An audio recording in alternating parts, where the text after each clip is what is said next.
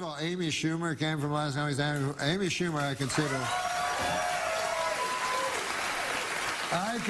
Amy Schumer the funniest person on the planet.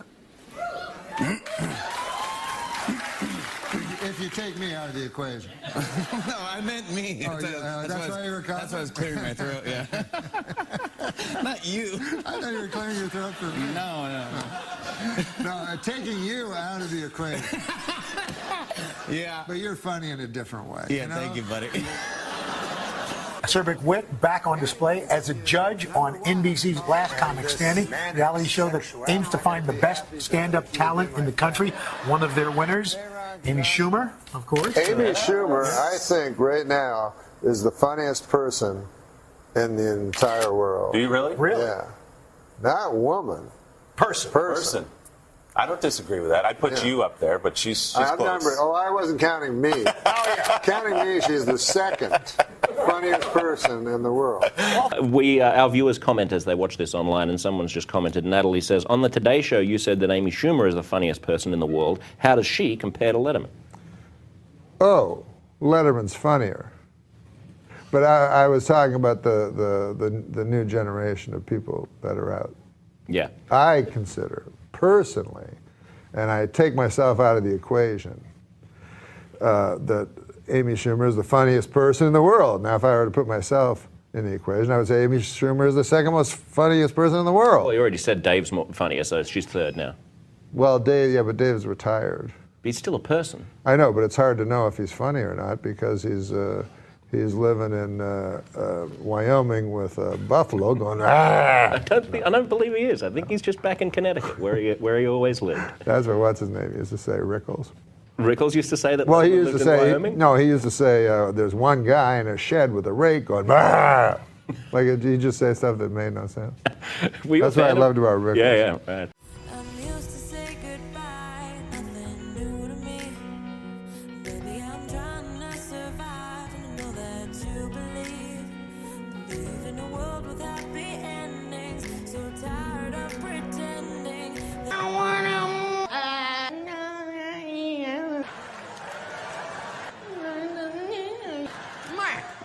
Mark.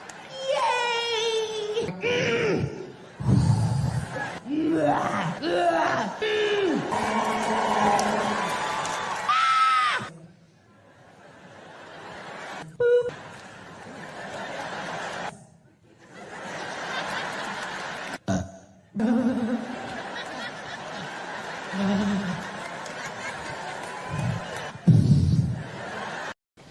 At a veterans hospital in the Bronx yesterday, 4 Playboy playmates were on hand to wish the residents a happy Valentine's Day.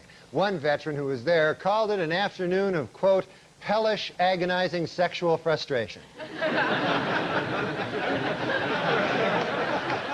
And finally, first place in Weekend Update's most romantic Valentine contest goes to David Delafera of Kearney, New Jersey. And coming in last place for the 3rd year in a row, O.J. Simpson.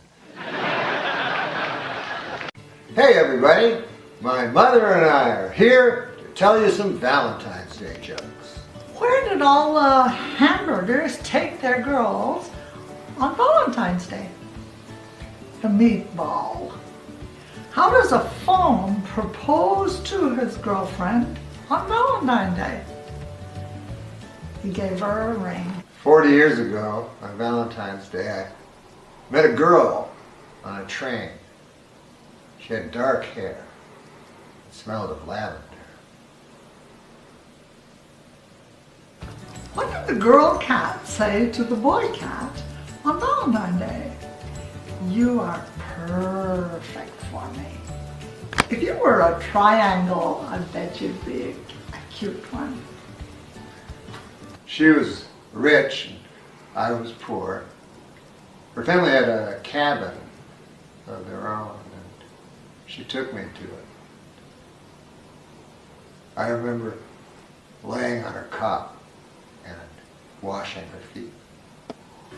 What is the difference between the girl who is sick of her boyfriend and the sailor that falls into the ocean?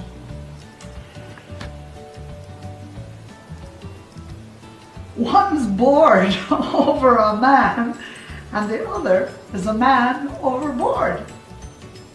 Ultimately, her father didn't approve, and in the middle of the night, I was escorted away by his private security. But every year I go to that train station and I look for that girl. I've never found her. Knock, knock. She had a small dove tattooed to the inside of her wrist. You're supposed to say, who's there? Who's there? Olive. Olive who?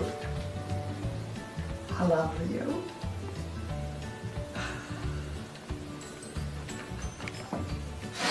You kissed your math teacher in Canada? Yeah. How old were you?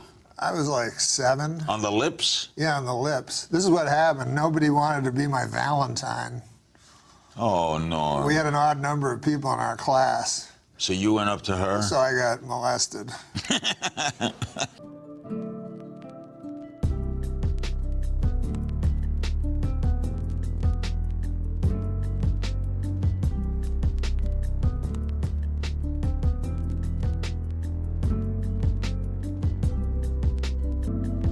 Dream date with Norm. Who wants a dream date with Norm? Why sit home alone? Just pick up the phone for your dream date with Norm. Warning, when Norm comes to your house, he will look nothing like this. Do not operate Norm while intoxicated. The producers are not responsible for Norm's behavior. NORM MACDONALD Live premiered over 2 years ago. One thing has remained consistent throughout. Jokes. So we're going to do some jokes with, this is a rather troublesome thing I've got to address. This was in Adam Eagle's dressing room. If you can read it, it says, ISIS hunting permit. It's not mine. I don't know. It's not mine. Whether or not it's yours, you were defending it earlier when we talked about it just now. I said, what does this mean even? ISIS hunting permit. Everyone would want to kill ISIS. And then you said, no, I wouldn't want to kill ISIS. I don't. No, I think you're. What did you say just now? No, I'm saying that. First of all, it doesn't make sense. But when I said ISIS hunting permit, I said, wait, does that mean ISIS hunting permit? Does that mean that this is supposed to be taken as some sort of redneck thing? Yeah, it seems like it would be on like Why a would this be a redneck- redneck thing? Well, it just seems typical of something you'd see on the back of a pickup Right, truck. but I said You know? after that, I said, but no, everyone would want to kill ISIS. And then what did you say? I think that it's just, the thing is that somebody would use that as permission to kill Muslims, just because they couldn't differentiate between who is ISIS and Why who would is, they not say Muslim hunting permit?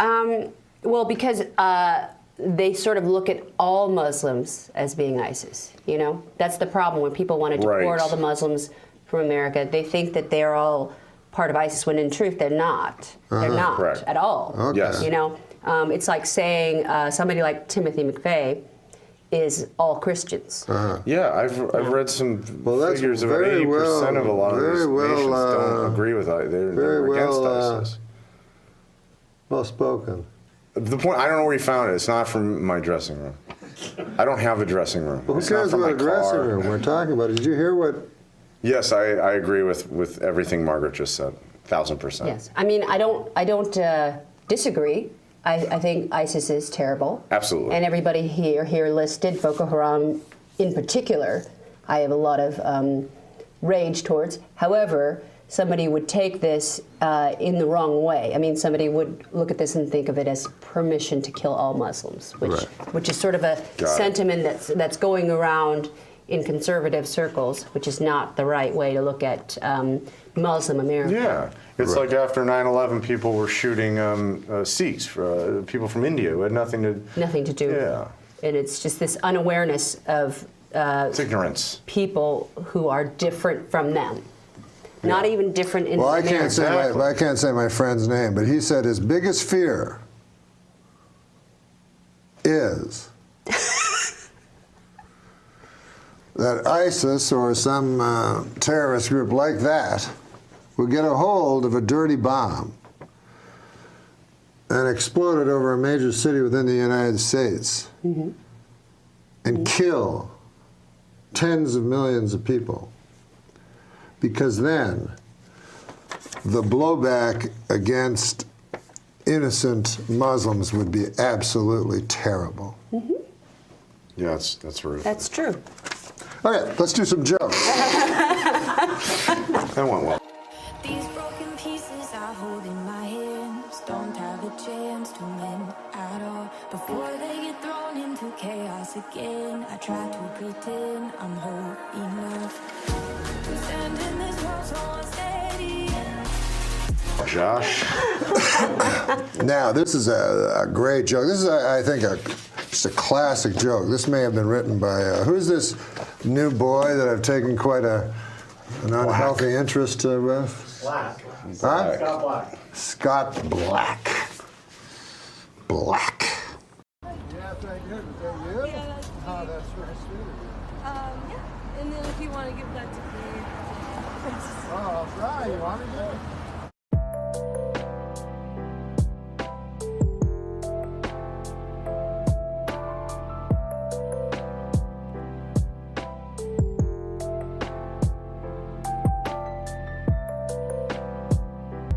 Hey, Norm MacDonald here in the Seattle at the Moore Theater. Everybody always wants to know what it's like backstage. It's sometimes better than this. Now, apparently I have a Seattle fan club. And I didn't know, I knew nothing of this, but they've sent me stuff, so I thought I would open it up live so that you see it the very time I see it. Oh, it seems to be a long letter. Oh, as the founder of the Seattle chapter of the Norm MacDonald fan club, and then if I find something else, we'll put it up. A picture of a lady. To Norm from, I don't know. I got to meet Norm, and I also got to prove my fucking fanhood to him, and I made him happy. So it's really special, and I have it on camera. But my final photo on Tinder is a photo of Norm actually holding my headshot that I signed and left for Norm, a screenshot that he posted on his own Instagram story. So Norm never posted Instagram stories. And what happened is this. So I flew to LA one time, literally leaving letters at every comedy club I knew Norm frequented about my fan club and with little gifts. He never got them because when he made it to the Moore Theater, which I pulled every string I have in Seattle to get this damn gift for him in there, I designed a shirt for him and a shirt for his mom, a picture of them together with their favorite foods, a fudgesicle and a banana. It's really cute. And just to jump ahead, his mom actually wore the shirt in all the videos after that they ever made together. Oh. Why did God make only one Yogi Bear? Because when he tried to make a second one, he made a boo-boo. I'm a New Yorker. Yeah, New York? Nice. I actually got into an argument on the subway, and the guy quoted the Bible at me. That is not fair. Like, if you get to quote from your favorite book, I should be able to quote from my favorite book, right? He was like, men do not live on bread alone, Matthew 4:4. And it's like, everybody's a little bit magic, Harry Potter, chapter 7. It's not a fair fight, right? One of those books is a classic about a man who has sacrificed himself for the good of the world, and the other is the Bible. Do you know what I'm saying, people?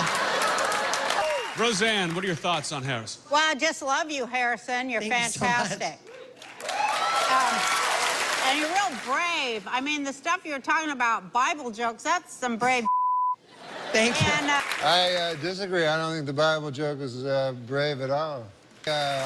I think if you're going to take on an entire religion, you should maybe know what you're talking about.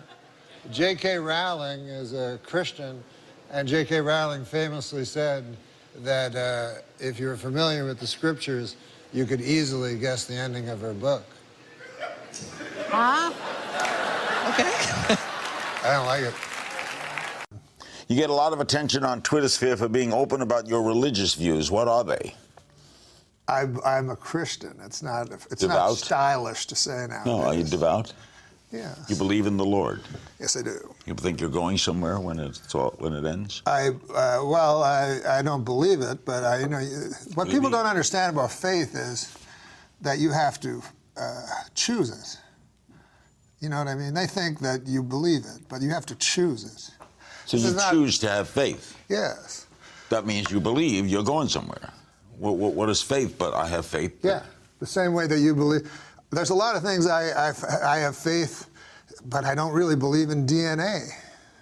Like if I was on a jury and a guy was predicted that his DNA was on this cigarette, I go, I don't know what DNA is. I see. So you don't have faith in that? No, I don't have faith in science. Really? Well, think about it. Haven't scientists always been wrong? Like they used to think the sun went around the earth. Everybody say, hey, that's scientist. Well, he's so smart. We'll give him a white cover. Other science refuted it. Right, but back then, everybody at that time thought that guy was smart. Why at this time do we think that the earth goes around the sun? Did Christ think the world was flat? Huh? Did Christ think the world was flat?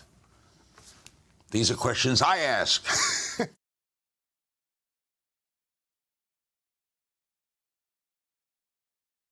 You know, I tweeted Richard Dawkins, this famous atheist. Yeah, I know he is. And, of course, he just thinks I'm a moron, because he went to Cambridge and I dropped out of high school. But I asked him, I said, why does life insist? And they didn't understand. What's that mean? I'm like, well, it means, I thought he was smart. So I said, why does life, I know what you mean, need to create other life? Right. Why do you have to procreate? Why do you have to live? And fight to stay alive. Yeah, fight to stay alive and make sure that your genes stay alive. Why do you have to do that? Why, if nothing matters, wouldn't the obvious thing to do be go extinct? You know what I mean? To me, that would be the clear and obviously self-evident thing to do. And, in fairness to Richard Dawkins, he said, oh, well, that's a philosophical question that I'll ask my friends and I'll try to get back to you. So it was very nice. But I think it lies at the heart of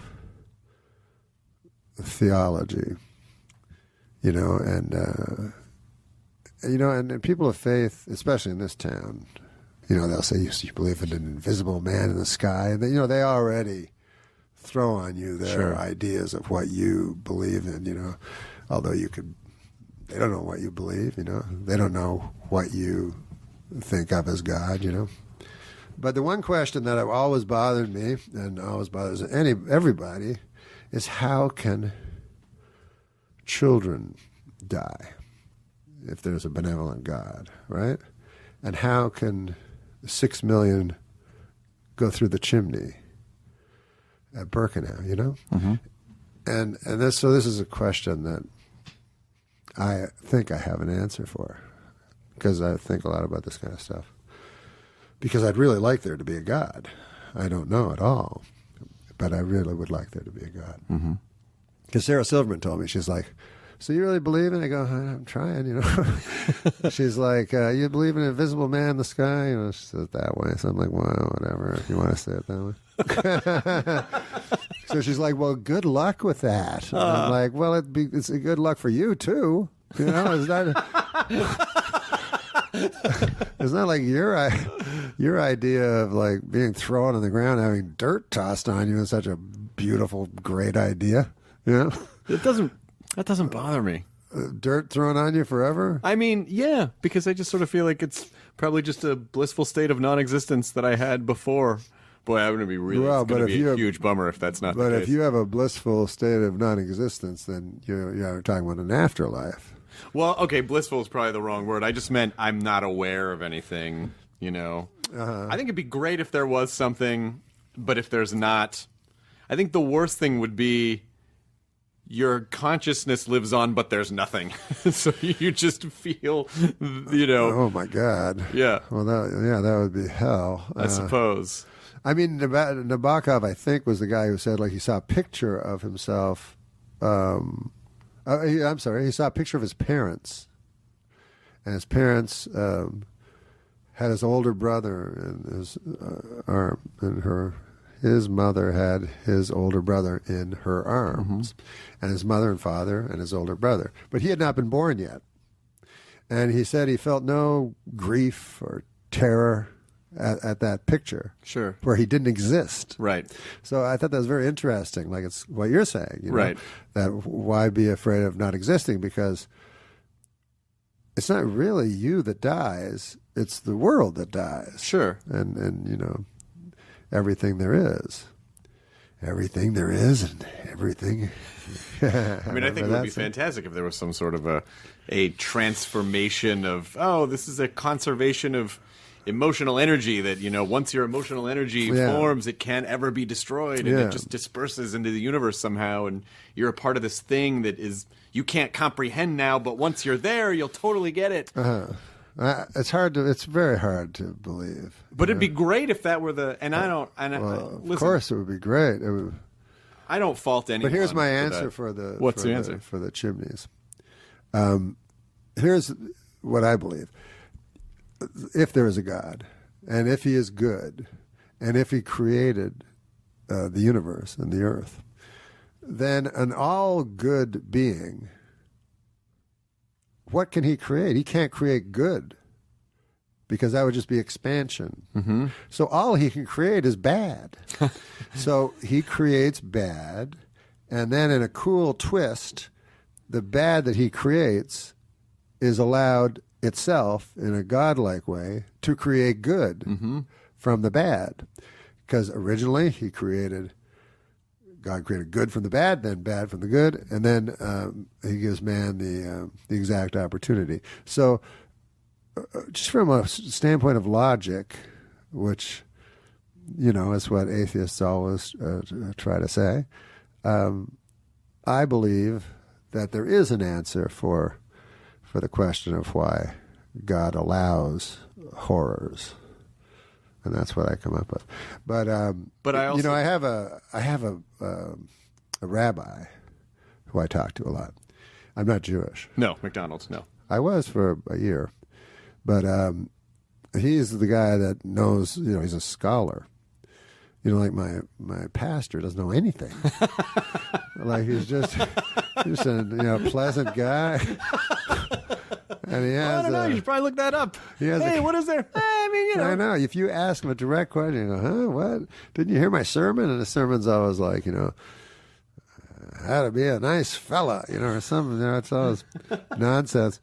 But this pastor, I phoned this pastor because I try to read the scriptures and study them. Last week I asked this priest, this rabbi. I was saying, like in the Old Testament, they have the Lord's Prayer. And in the Lord's Prayer, he says, lead us not into temptation, but deliver us from evil. And I said, how could God lead us into temptation? It's without his boundaries, it's without his fence. God can't do that, if I'm correct about the God of the Old Testament. He cannot. It's not in his nature. The devil can, but not God. So the devil's hard to believe in. Of all the religions, it's hard to say one's worse than the other, But I can say with all belief that there's one religion that's just not true. And that's the Church of Satan. I think it even purports to be not true. Like, it's like, there's a guy that's bigger than me. Well, I think some of them, I think some of the people who are, and I don't know, I can't speak for everyone, but just some of the stuff that I've seen online, I think some people adopt it as kind of a counter, like, okay, well, you guys have that guy over there with the beard, and then we have this guy. Yeah. And we should all be accepting it's not just that one, or just like, I think right. Sometimes I think it's But do you really want to have a personal relationship with the devil? a guy, you know, it's the only religion where there's a bigger, stronger guy outside, you know, of the that the Satanists say exists. Sure. Yeah. Yeah. But they say we're going to go with the guy underdog. who was, well, because that guy, like, you know, that guy wasn't popular. He got cast out. So like, we're going to be with this guy over here because maybe that's it. Maybe he's an outlaw. Yeah, he's kind of an outlaw. Yeah, exactly. He's definitely the original outlaw. Look, I don't want to say too many good things about the devil. But I guess he was, now that you say it, you know, he was the original I hadn't really thought about it before, but I guess now, yeah, he was the original guy who got kicked out of the party. You know, like who doesn't relate to that? Exactly. You know, it's like big popular guys having a party. There's naked people running around. You know, there's snakes and apples. There's a beautiful garden. It's like, yeah, they get kicked out. You know, come on. Everyone knows what that feels like. It's funny, like, you know, people think that whatever the religion you are, Christian or whatever, that you're so self-righteous, but actually, you know, they feel they're sinners. You know, when I was a Christian, I would sin all the time, and like I ate apples. That's on page 1 of the book. The worst possible thing you could do. And so, but anyways, I'm right now I'm of no faith. You know, but you're looking for answers. Yeah, I'll find something. You know, I'm probably closer to Judaism right now than anything else.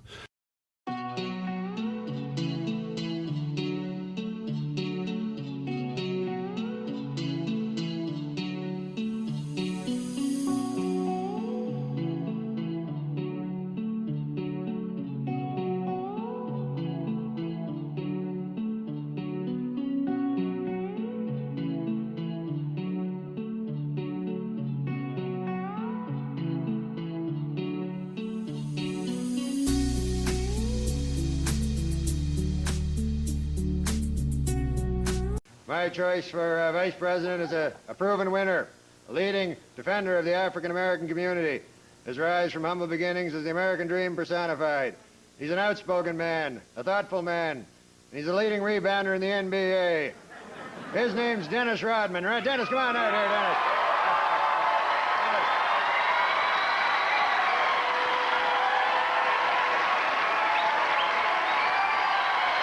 Jim Miklaszewski's from NBC News. I'm not a sports reporter, but to my knowledge, Mr. Rodman has never evinced any political desires whatsoever. Why have you asked him to join the Republican ticket? You know, I'm running for vice president. And if you don't like it, well, you can just kiss my ass. Right, Bob?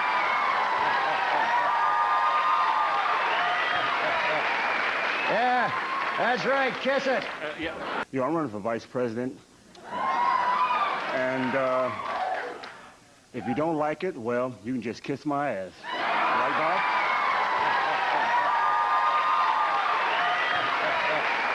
Yeah, that's right, kiss it. Yeah. In his controversial new book, Bad as I Want to Be,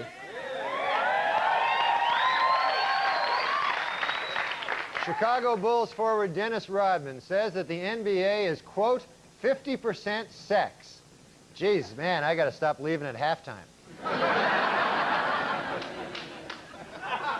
And my good friend Dennis Rodman.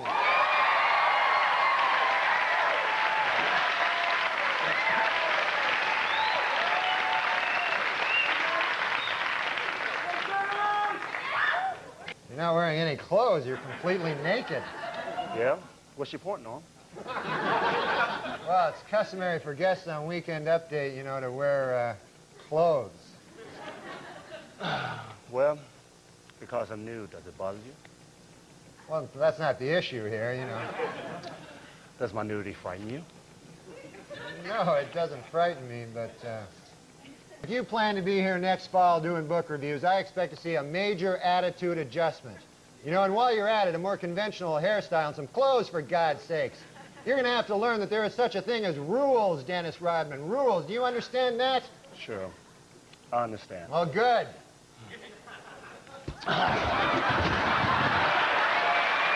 That's the way it is. Good night, and have a good weekend. You were talking about going to the in the last segment. I understand you actually had to visit yourself.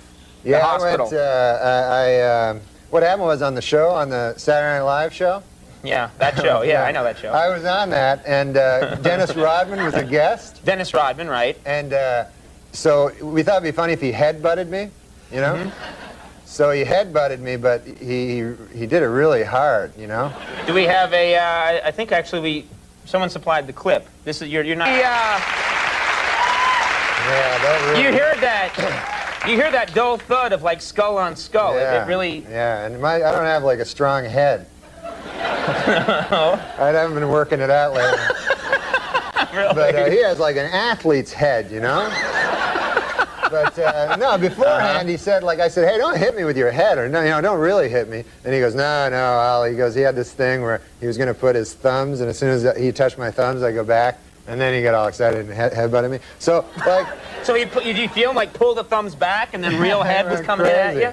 And so I, like, blacked out for, like, a minute. And then the next day I had this huge headache, so I thought I was going to die, you know?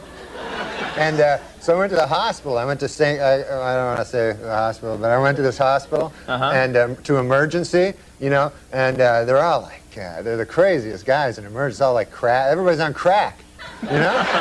Every emergency is a guy on crack. Yeah. So I went in and they go like, hey, how much crack do you have, you know? And I go, I'm not on crack. And they go, what happened? I go, Dennis Rodman headbutted me.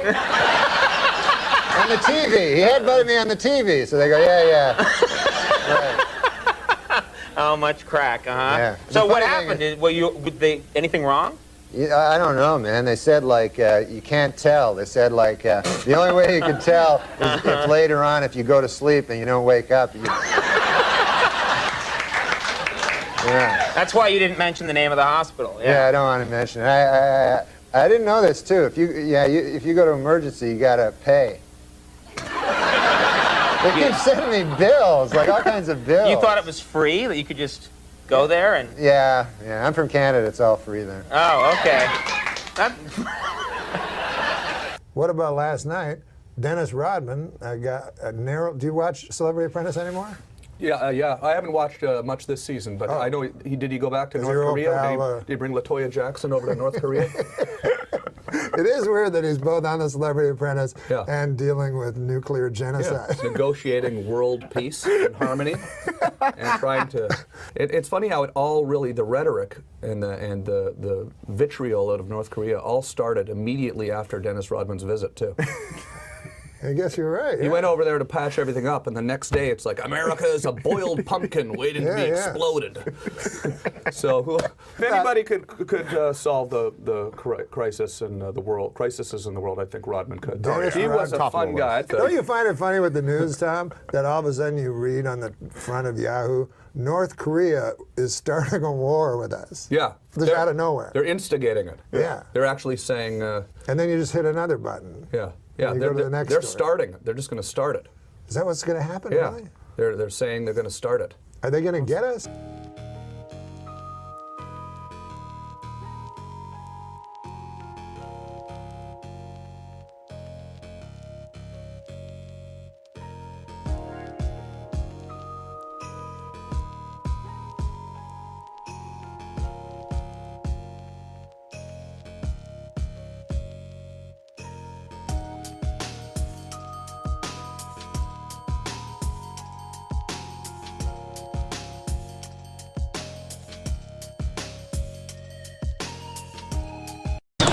In New York this week, Sammy the Bull Gravano was sentenced to just 5 years in prison for committing 19 murders.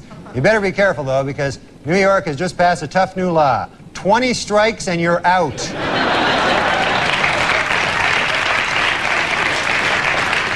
Visitors to New York's Times Square this winter are in for a bit of a surprise. Crazy people will be shooting at them.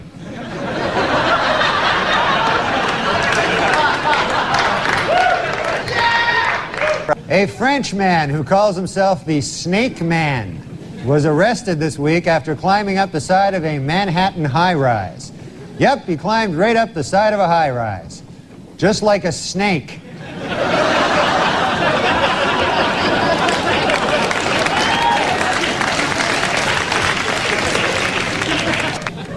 Newly elected Governor George Pataki says he wants to bring the death penalty back to New York. First up, Mayor Rudy Giuliani. Well, more bad news for Governor-elect George Pataki. An audit reveals that due to years of lax security, New York's reservoirs are, quote, 90% urine.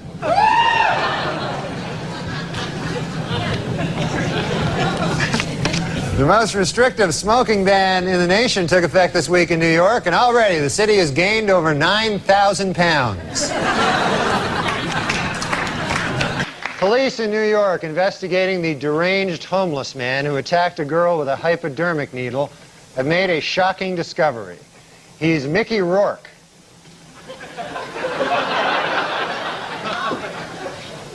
Well, New Yorkers were asked in a recent survey what they thought of the new slicked-back hairdo Princess Di displayed on a recent trip to the city. 38% of New Yorkers approved, 45% disapproved, and 17% said, "You stopped me for this? Now I'm going to shoot you."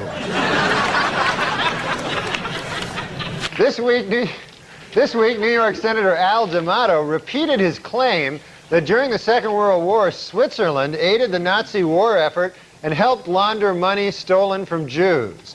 These charges are the results of a lengthy, thorough investigation by the senator, which proves, quote, beyond a shadow of a doubt, that New York has lots and lots of Jewish voters and no Swiss voters.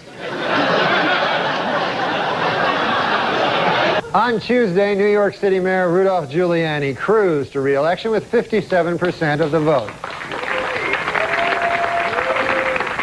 The mayor credits his victory to strict enforcement of quality of life ordinances, while loser Ruth Messenger blamed her defeat on low voter turnout by aggressive panhandlers and squeegee men. She was expecting them to show up strongly. Well, crime is down nearly 20% in New York City, with only 384 murders so far this year. Only 384? You know, if you ask me, that's still 307 too many. That's right. And with the Pope in New York City, some of the New York City's greediest and most heartless con men are getting rich selling fake tickets to the Mass in Central Park. Don't I know it? Look at all... Look here. Look at all this. Oh, yeah. According to a recent survey, the best tasting water in New York State comes from South Huntington on Long Island. And the worst tasting water comes from Lou Reed's bong.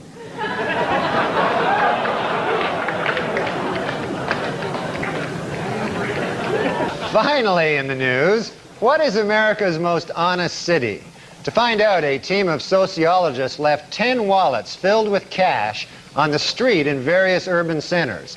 In Atlanta, 7 of the wallets were returned. In Seattle, 9 of the wallets were returned.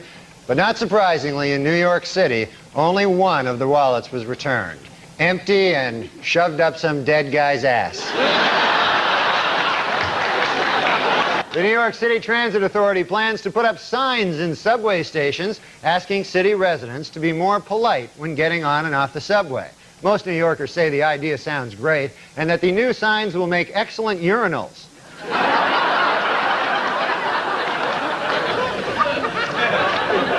Basketball superstar Michael Jordan has scored a slam dunk with his new men's fragrance, selling 1.5 million bottles of Michael Jordan cologne in the first 2 months. No, the scent does not smell like Michael Jordan after a game. It smells like Patrick Ewing. So it smells good. Well, after a 15-year absence, the New York Yankees are back in the World Series.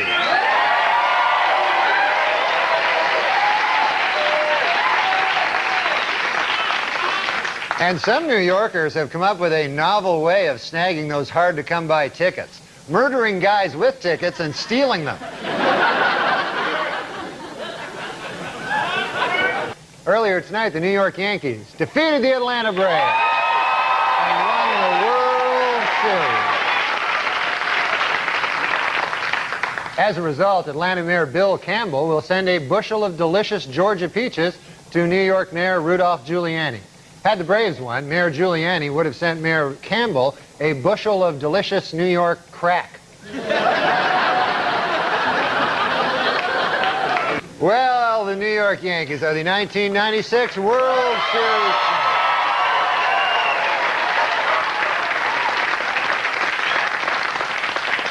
And this week, 3 million Yankees fans gathered on the streets of New York to honor their heroes. While the fans were of different ages, races, and religions, they shared one thing in common. They were all standing in urine. The giant ticker tape parade for the Yankees left nearly 4 tons of confetti on Manhattan's streets and sidewalks. But New York officials do have a plan for dealing with the confetti, leaving it there to soak up all that urine.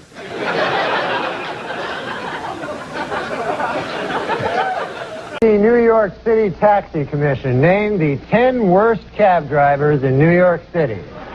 Mohammed Zaman, Akbed Alab, Yasser Abdul, Ali Rakima, Malik Gassagi, Himyar Lakmid, Sarbit Karim, Jazi Hassan, Zakadan Nosagi, Thamud Abdul Nasir. And the second worst offender is Abdul Ahmed Zakali. This week is Taxi Cab Appreciation Week, so to all you taxi cab drivers out there, I'd appreciate it if you'd take a shower once in a while. How's that go?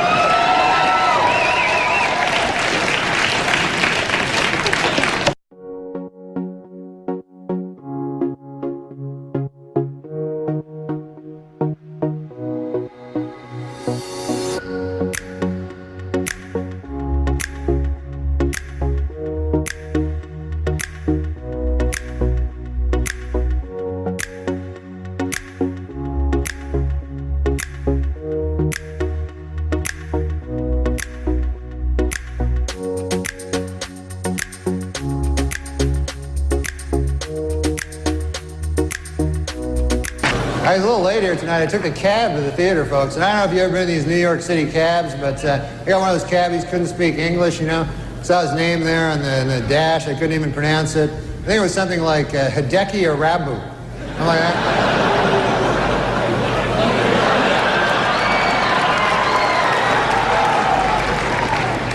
Araba's been having some trouble, man. They fired his translator. Steinbrenner fired his translator. And people see that as cruel, you know, but I don't know, you know. I mean, if you're not doing well in Yankee Stadium, you know, do you really need a translator? Do you want that, you know? You know? Hey, what'd they say? They say you suck. You should go back to Japan, you dirty foreigner. Okay, I got it. I'm trying to pitch over here. Everybody's bringing up these licenses for illegals and that they need to have them. And my question is, where are they getting the license plates? Obviously, we're letting them register vehicles without licenses. And in this day of car bombs and stuff, I don't know if that's a good idea. Thank you, Dan from Boise. Norm, what's your feeling? Well, I know that the New York Governor Spitzer, I'm trying to get to learn things. But he doesn't want to issue licenses to illegal immigrants, you know. And I don't know how the hell you're going to get a cab in New York City anymore. I mean, it's hard enough, you know, for me especially, as a black man. When I first met him, he was in New York under the Queensboro Bridge jerking off punks for $15 a man. Oh my God, that's not bad. Steady work anyway. But you picked a bad bridge. Queensboro would have been better. Well, it was. Not Queens. It was Queensboro. Oh, I thought Williamsburg. Yeah, I mean, times have changed. Yeah, Williamsburg, yeah, it's been gentrified and everything, yeah. And this guy would. This guy used to jerk off punks under the Queensboro Bridge. $15 a man. I robbed a couple of punks under there. Oh, you did? Yeah. You ever look familiar. Were you in New York when the Twin Towers fell? No, I was in Los Angeles. Well, either way, it was a national tragedy. It was. Yeah, I know. 9/11.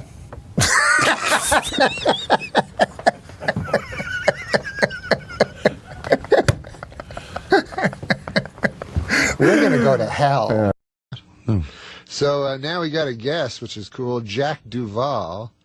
He's David Duvall's brother. Do you know the golfer? Is that true? Yeah. No. But that would be cool, right? Yeah. He almost won the U.S. Open. He's the president of the International Center on Nonviolent Conflict. That's cool. What's that mean? It means people power. Yeah? When people rise up and demand their rights. What, is that what they did in that movie Gandhi? Which was, by the way, based on a true story, I heard? In fact, it happened, yeah. Yeah. But don't a lot of people die doing that? Well, that's because the British began to shoot Indians. Yeah, right. Well, won't that happen if your part is nonviolent? But that's where it gets interesting. If you've got a great strategy and you know how to diffuse repression, there are ways of doing that tactically. Then it doesn't work. It doesn't work one-on-one, right? Like let's say a guy comes at me with a gun. Me being nonviolent, that would not work ever. No, I mean, I'm not a pacifist. I think everybody has the right to self-defense. If it's the only thing you can do to defend yourself and your family, absolutely. But you need a lot of people. So this could happen in Iran, right? You don't necessarily need lots and lots of people, because here's the deal. If I were in a room with maybe 25 or 50 people, and I was threatening them with a gun, and I said, okay, I want you to do the following things, otherwise I'm going to shoot you. Right. They'd have a choice. They could say, okay, we'll do those things, we don't want you to shoot us. Or if I were convinced that none of them were going to do the things that I wanted them to do, even if I were threatening them with a gun, then the threat of violence wouldn't have any power, because it's always a transaction.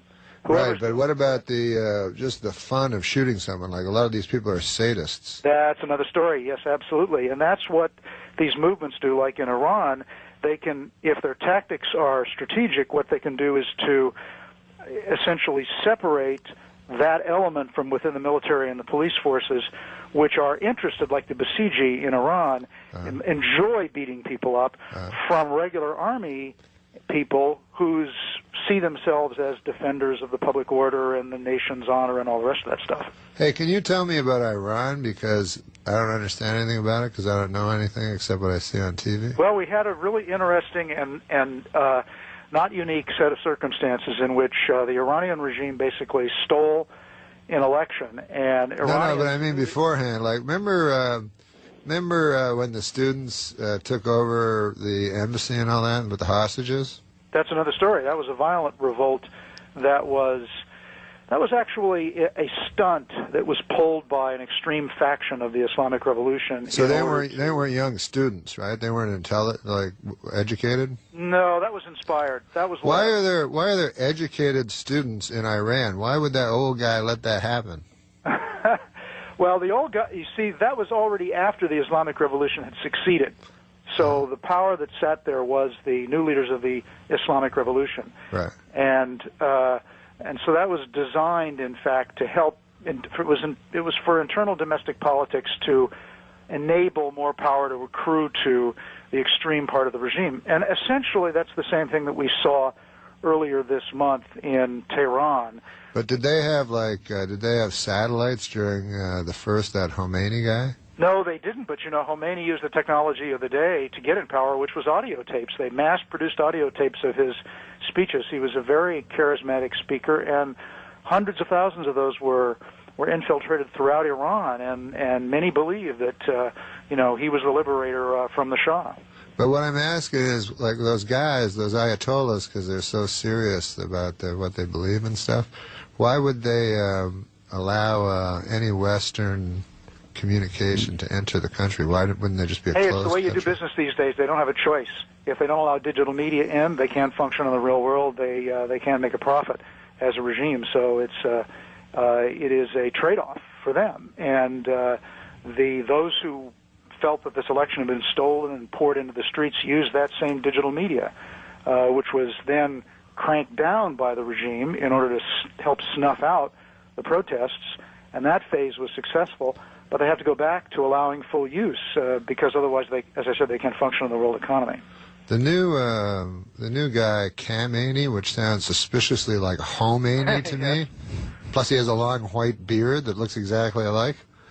But wasn't the first guy like real famous, and then this guy was kind of hid in the background and pretended that other guy was powerful? Yes, Norm, exactly. In fact, this guy was a controversial pick 20 years ago to be the supreme leader because he wasn't a famous cleric. He wasn't regarded as spiritually advanced, and it was kind of a political power play that put him into the seat. Huh. What do those guys have? What are those guys' powers? Those clerics, those mullahs? Can they talk to God and stuff? They certainly think they do, and but you know, it's a. Hey, I'm not going to argue with them. No, not on that. That's for sure. We can argue with them about the way they're governing their country, depriving people of their rights. But their beliefs, I strongly agree with. Pardon me? Their beliefs, I strongly agree with. I just want them all to know that. Something there's no point being controversial about. I found that. Yeah. Well, you know, it's. I mean, anything that is supremely serious, as the supreme leader and his machinations are, we have to find some basis to laugh a little bit about it. And but when that guy stood in front of the tank in Tiananmen Square, was he an important person, or was he symbolically, but not strategically? He did something though. Something changed within China since he did that. You know, I mean, I don't think so at the time, but I think that what that taught that regime to invent better ways of keeping control, keeping the lid on. And it also taught the regime that there needed to be a loosening in some direction for the new generations. And so the economic loosening and the turn to free market policies did help to accommodate the rising energies of the next generation. But the Chinese made a strong point that one guy standing there, man, that ain't nothing if you got a tank. But we got to go, and then we'll talk to you in a little bit, right, Christian? Jack, if you have the time, we'd like to hold you through the break, is what Norm is saying. Okay, thanks. I have no idea. You notice I can't add in one thing? Why? All I'm doing is sitting here thinking, what would Dennis ask? What would Dennis's point be? What would his view be? What would his position be? Oh, yeah. I forgot to do that. Right now? Yeah, see, they couldn't hear what I was saying. I was trying to be off the air. So that's Norm MacDonald, and this is the Dennis Miller Show. Give us a call at 866-99-DENNIS. That's 866-99-DENNIS. We're joined now by Jack Duval, who is president of the International Scene Center on Nonviolent Conflict. Welcome to the show. Hey, so he's back. So nonviolence, so tell us about that, because that's a pretty fascinating thing. Well, you know, when it's used by people that get into the streets, as in Iran, it works if three things happen. If people mobilize in large numbers in ways that really impress the rest of the country as representing everyone's grievances. In other words, if there's a unity to take this action. Secondly, if they put real pressure on the institutions of the state and drive up the cost of repression. And finally, what is the cost of repression now? The cost. Well, I mean, it's the cost of. You can't put a number on it. Consider this: if you have 1 million people in the streets for 20 days, which is effectively what the Ukrainians did in the so-called Orange Revolution 5 years ago, if you do that, then everybody's working overtime. The cost of doing that to the state goes up. All these authoritarian regimes are incompetently managed. That pressure is extreme, and then people within the security forces begin to say, hey, wait a minute, this is not what I signed up for. Is this sustainable? Who's going to win this thing? And then they begin to think, maybe I shouldn't, if I'm beating somebody up, maybe that means that they'll know that I did that when the new group takes power. And you see that over and over again. If the new group that takes power, so the nonviolent conflict is a political... It's about power, yes. One person's idea, so... that person would be whoever. Ayatollah Khomeini would have been that person. Well, that person is going to be somebody who the people perceive as representing their grievances, because that's the only way you can mobilize them. In Iran, it wouldn't be this other character, would it? Well, the thing about Mousavi was that he was a safe choice because he was within the. He said he would abide by the Islamic State. Yeah. He was a moderate. He was reformist. So a lot of people who wanted sort of a soft change could identify with him. But is there anybody in Iran now? It's like Yeltsin, just a crazy drunk that'll get up and say anything, and the people will get behind him. Ahmadinejad is a dogmatist. You know, he's and he's not a classic authority. This is a clique. There's been a coup, and the extreme form of the Shiite Islamists in Iran have essentially taken complete control of the state. That's the fundamental political reality of what's occurred, and that is scary. But is it scary if you do nonviolent confrontation, then what if a guy beheads you? Do you at some point, like, struggle back? Hey, sometimes that can work for you, because the more outrageous the repression, the more angry people become, and then there's a fire next time. Right, so you got to be able to put your life on. It's almost like suicide bombings, except it's actual suicide, not homicide. In a sense, certainly political suicide. If a regime is too violent, then it really ends up, you know, busting its bank. Because like, remember that old dude in the newspaper that set himself on fire? You mean back in the Vietnam War days? Yeah. I certainly do. Would that guy be the king of all nonviolent protesters, that he had reached this point where he could... No, because not everybody will do that, and generally the most effective nonviolent action is one that inspires imitation, and people. The other people want to do the same thing. Did you say immolation? Imitation. Oh, imitation. I thought you said immolation was hard to... But Todd has a question Well, now for I'm wondering if it's a stupid question. It is a stupid question. It's yours. Well, you said off the air it was okay, and so did the producer. What about the 9/11 situation, like when they were up in the air? There's nothing nonviolent you can do there to stop that, right? That's right. Another situation of what I would call... because there's not mass people. One of the three things you need. Well, there's 300. That's not mass, right? Versus Jack, am I right? You could, well, you know, in a technical sense, I mean, the power of the people in the airplane could overwhelm a small-armed... And by the way, just let me interject real quickly. I'm not implying that they should have done anything. I'm just trying to understand what you're saying, so asking that question. I'm saying it's a shame that David Duvall only lost by one stroke. And I think Jack's still feeling it. Actually, usually everybody asks me, well, do you know Robert Duvall? Oh, Robert Duvall, yeah. He's the guy. Actually, he had a brother whose name was Jack, too, and that guy I did know. Oh, really? So you knew Robert Duvall's brother, Jack Duvall, because you go to a convention of guys named Jack Duvall? I actually once Googled myself Watch your mouth. And I found out there were 44 Jack Duvalls in the United States. So yeah, it's humbling. Yeah, definitely. You know? Yeah. How many Norm MacDonald? Well, you know when you YouTube and you go like, hey, man, I'll listen to a James Brown song, and instead it's a guy in his basement doing James Brown? Right. You're like, well, I didn't want this. Why is that number one? Although those music videos are great, sometimes there's an unknown, and it's amazing what they're capable of. Hey, Robert Duvall is an unknown in our next guest, Billy Joe Shaver's video. You know Billy Joe? I remember Billy Joe. Yeah, well, he does. What's the matter with the clothes I'm wearing? What? Billy Joel, sure. No, that's Billy Joel. Billy Joe Shaver. Acting stupid. So anyways, he was up for Gospel Album of the Year, and he has Robert Duvall as a walk-on. But Jack, thanks, man. You taught me a lot about Iran, and I bet a lot of dumb people in the audience that are as dumb as I am learned a lot of stuff, too. You can't be afraid to ask, because other people are thinking the same thing. Oh, it was a pleasure. Appreciate it. Thanks, Jack. You're a smart guy. Hey, listen, is Jack still there? Well, you cut him off. I had one question for him. Well, I'll answer it. I was going to say, what's the guy? We're wrapping it up. We're wrapping it up. We'll be back on the Dennis Miller Show.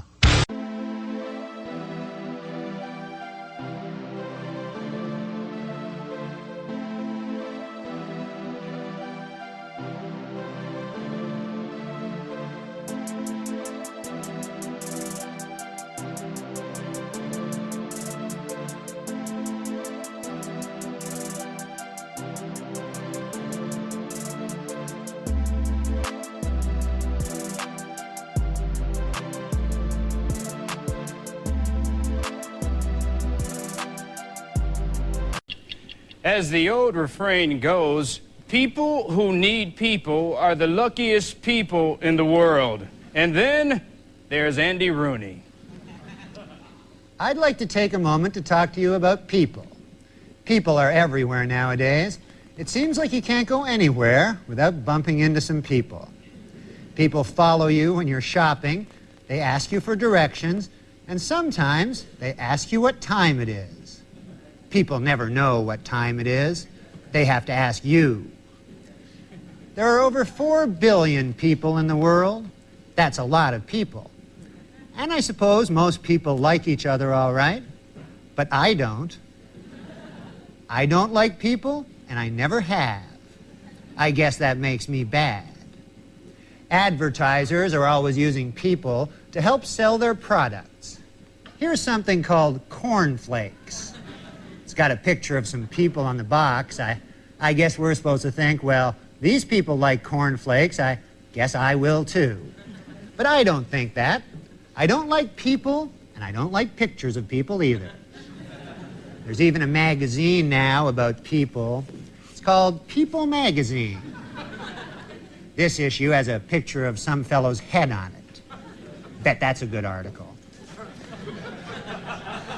Here's a box of letters from different people. Seems there's nothing people enjoy more than writing me letters. Here's one from Washington. This one's from Ohio. Here's one from North Dakota. This one's from Paris, Texas. Now, I don't know where Paris, Texas is, but I do know this. I'm getting pretty tired of cities in Texas naming themselves after cities in France. Here's one from Chicago. This one's from Iowa.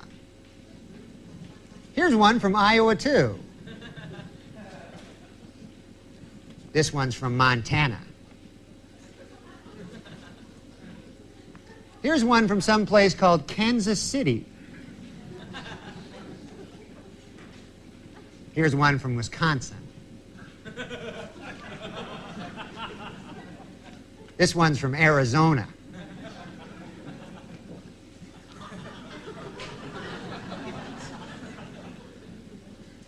Here's one from Las Vegas.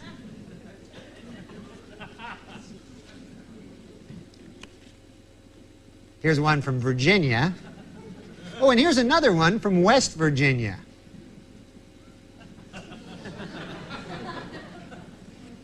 This one's from Indiana.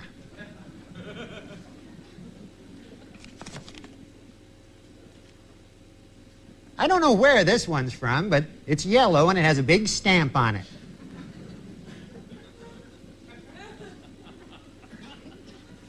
This one's from Colorado.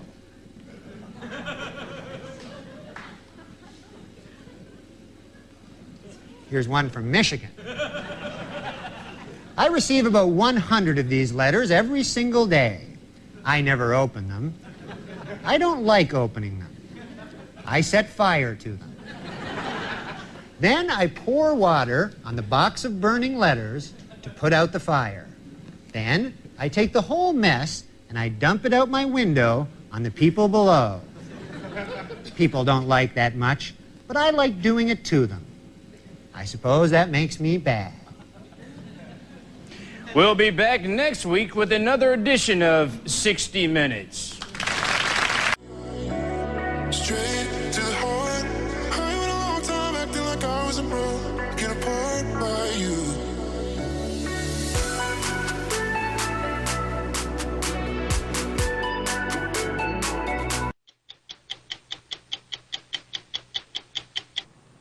And now, a few minutes with Andy.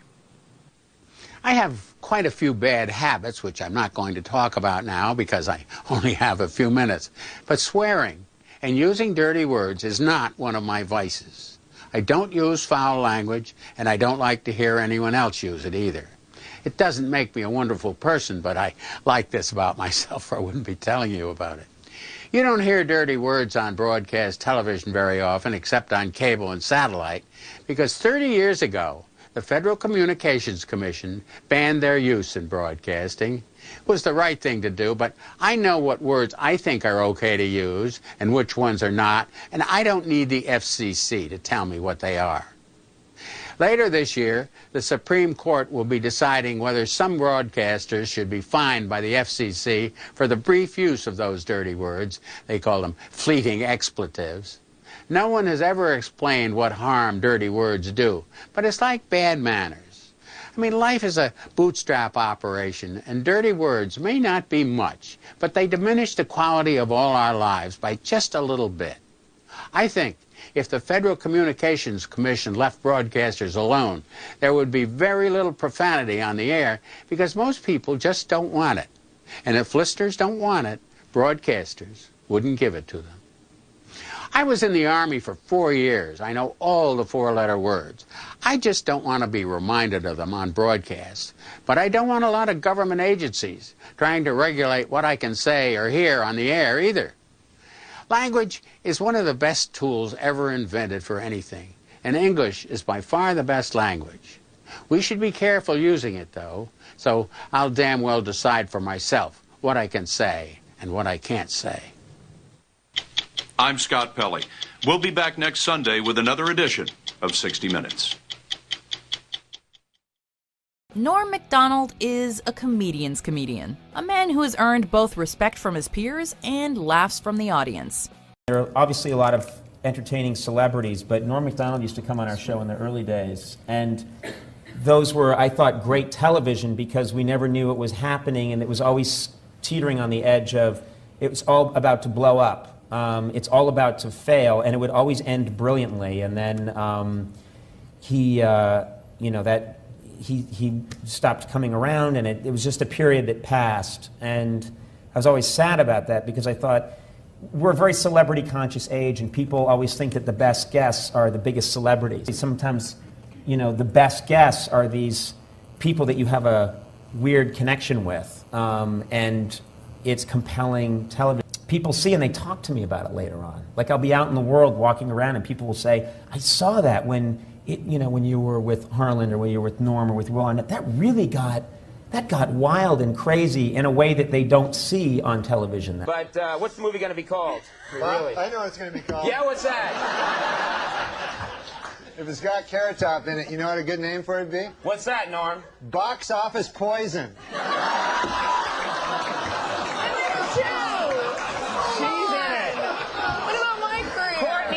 Smith, the girl sitting to your left, is in the movie. I'm going to go see it for fun. There's this movie coming out. Yes. Title undetermined at this point. Chairman of the board. Oh, all right. Do something with that, you freak. I bet the board is spelled B-O-R-E-D.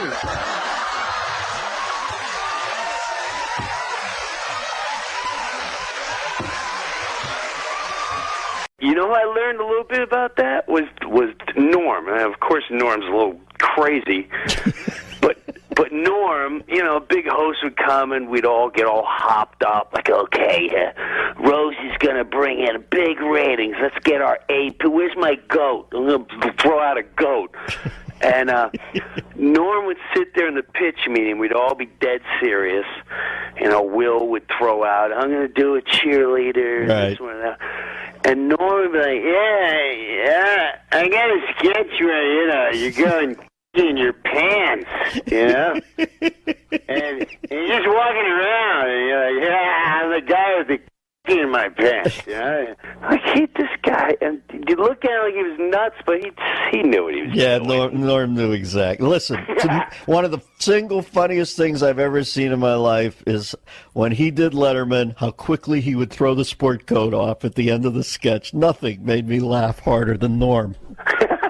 Doing Letterman, and I said to him, what's with the sport? You know how Letterman, how ill and easy is with show business. Yeah. Norm said, that's all I had at the beginning. The essence of it was his discomfort. I said, this guy's a freaking genius. My apologies to Jenna Elfman. Good night, everybody. He is a genius. He would warm up the crowd. Now, when I would warm up the crowd, I would warm it up like I was playing the garden, and I wanted to teach everyone a lesson. If I'm cut from tonight, I want you to know I should have been on. That I was a badass. Yeah, I'd warm up the crowd, kill. Norm would go up behind me, and he'd go, hey, Jim Brewer and these guys, he's got all these great impressions, So I said, Well, I gotta learn some impressions. So, are you guys all ready? This is my newest impression of these, and I love it. Because here's Ed Sullivan. And I'm like, he's really gonna do Ed Sullivan? Like, why would you? He goes, Ed Sullivan introducing the Beatles. And he goes, ladies and gentlemen, it's the Beatles. Well, I gotta work on that one a little bit. I'll see you during the show. He's got a little Andy Kaufman in him, Norm. He likes to frustrate, titillate a little, but then periodically he'll say something like, "You know, I feel sorry for the homeless guy's dog, because you know the dog's thinking this is the longest walk I've ever been on." I give a guy some money out there, a homeless guy in the street, and this is a kind of odd thing. He had a dog with him. You ever see this? He's a homeless guy, but he's got a dog. That kind of odd there. Guy got no home, you know, but he's got a dog. Yeah. And the dog's really thrilled with this idea, you know. Dog's going, hey, pal, I can do this by myself pretty well here, you know. The longest walk in the world you got me on here. What the hell? What the hell kind of a thing? What the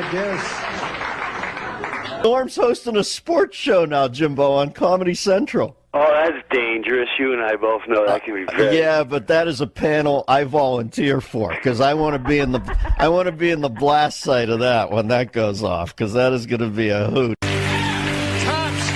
Tonight, the NBA is rescheduling Chicago's playoff games around Oprah Winfrey's farewell show.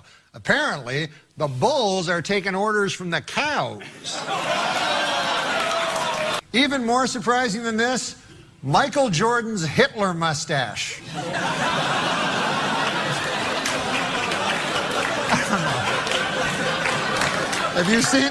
Have you seen these underwear ads? We have some breaking news to report here. This, just off the wire. Reuters News is reporting now that the Mike Tyson app has just raped another app.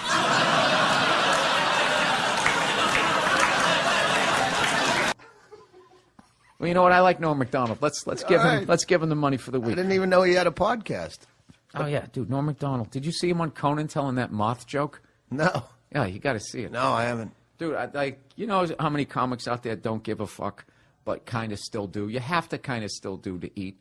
That guy Norm truly doesn't. He's so fucking funny. One of my best opening monologue jokes ever. Did you ever see? Remember that whole thing when he was doing Weekend Update and they told him to make it funnier. So he didn't. He just was more Norm the next week. So eventually, of course, he gets fired. So then he goes off into the Hollywood world. He's got a TV show or a hit movie or some shit. So now they bring him back to guest host on SNL. And I'm going to butcher this, but he kind of came out. He's like, yeah, so, people know I got fired from this show. So now they got me back hosting, which means either I got a lot funnier or this show sucks. That's what he opened up.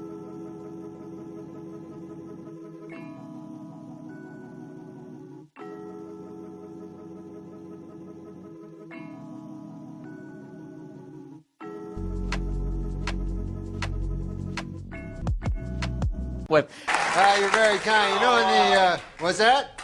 Oh, yeah, no. No, you're absolutely right. That is my name. You know, when the people here asked me to do the show, I got to say, I felt kind of weird, I don't know if you remember this, but I used to actually be on this show, I used to do the Weekend Update news routine. You remember that? And, yeah. That's where I did the make-believe news jokes, That was me, right? So then, a year and a half ago, right, I had a sort of a disagreement with the management at the NBC. I wanted to keep my job, right?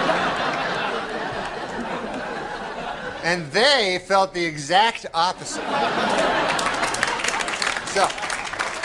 So you see, they fired me because they said that I wasn't funny, Now with most jobs, I could have had a hell of a lawsuit on my hands for that, but see, this is a comedy show. So they got me, you don't want. But now, this is the weird part, right? It's only a year and a half later, and now they asked me to host the show. So I wondered, I go, hey, wait a second here. Hey! I go, how did I go in a year and a half from being not funny enough to be even allowed in the building to being so funny that I'm now hosting the show? How did I suddenly get so damn funny?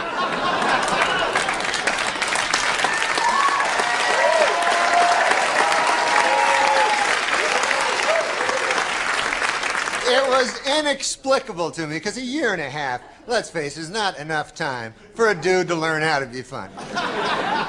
Then it occurred to me, I haven't gotten funnier. The show has gotten really bad.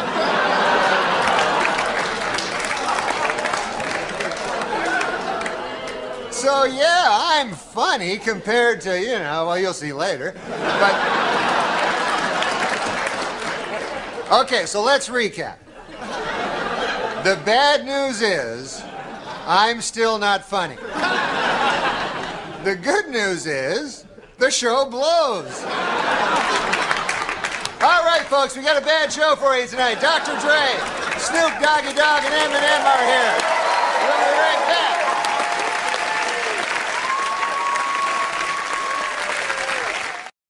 It goes, there's comics, and then there's comics. Is one of the rare comics, which means 6 people think he's funny. Norm MacDonald. All right. Wow, this is exciting. Thank you, and welcome to the American Music Awards. This is exciting. I'm not actually in music, so let me introduce myself. To those of you who don't know me, I'm Norm MacDonald. For those of you not familiar with me, thank you very much. I am the biological child of Melissa Etheridge and Norm Crosby. So if you want to...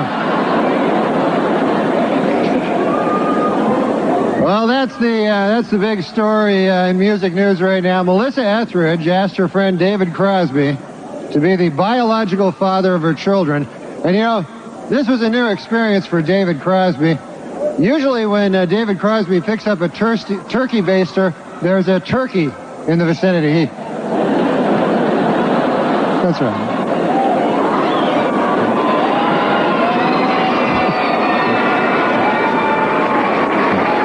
He's a fat guy. But this is the 27th annual American Music Award. It's the first American Music Award of the new millennium, and we're setting a... Yeah, very exciting. Very exciting. And we're setting a big record here tonight. Three straight hours of ABC programming without Regis. So that's kind of exciting. You know?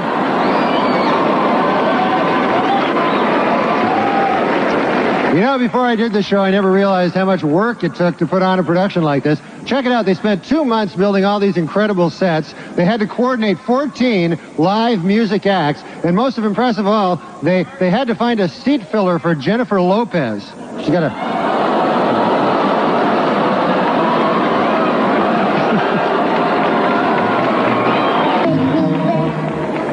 What the fuck was that? Now, maybe you guys are right. Maybe she doesn't have a gigantic ass. I stand corrected. Well, it's been quite a year in music, though. Let's look back. A lot of classic songs have been covered this year, haven't they? Lenny Kravitz did American Woman. Dwight Yoakam did Crazy Little Thing Called Love. And Barry Manilow released an album entitled Manilow Sings Sinatra. And I'll tell you, it is a great CD, or as I like to call it, it is a great coaster. I like to throw my drinks on that. It's not a good CD at all. And you know, with everyone so obsessed with their careers nowadays in music, you know what I mean? Here's a kind of a nice story. Celine Dion is retiring from music to try to start a family, you know? And I think she's serious about it, because I just saw her backstage chasing David Crosby with a bucket and a copy of Swank. So I think she's serious about it. Well, we've got a big show, so let's get it going. Yeah.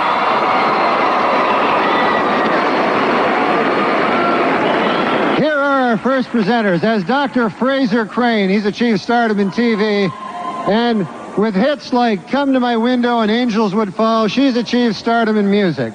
But they have one thing in common. They both love the ladies. Please welcome Melissa Etheridge and Kelsey Grammer.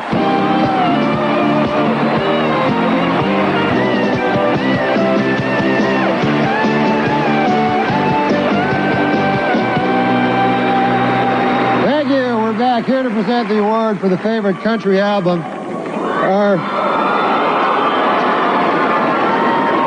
Our Shadazy. An interesting thing about the name Shadazy. Do you realize that the name Shadazy comes from the Native American word for my sisters? It's kind of like that other Native American band Chumbawamba, which means thanks for that one song. Ladies and gentlemen, Shadazy, right here. Okay, folks, before we continue, I have an announcement from the management. Would the owner of a Glock 9 with the inscription "Too Puffy with Love" please pick up your gun? It's at the hospitality suite. Well, 1999 was a big year for Latin musicians, and Atlanta Braves pitcher John Rocker thinks they all suck. He especially hates our next performer, and has never bought any of his 13 consecutive #1 Latin singles or any of his 17 million albums they sold. So if you're watching now, John Rocker, be a good time to hit the can. For the rest of us, here he is, Enrique Iglesias.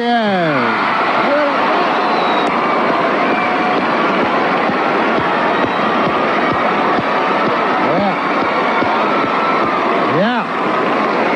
Woo. That's a coincidence because I did that song in a karaoke bar the other night. That's one of my favorite songs. I was just talking to Dre backstage. I don't know if he's a real doctor, but he did prescribe me some stuff. So I don't know. There he goes.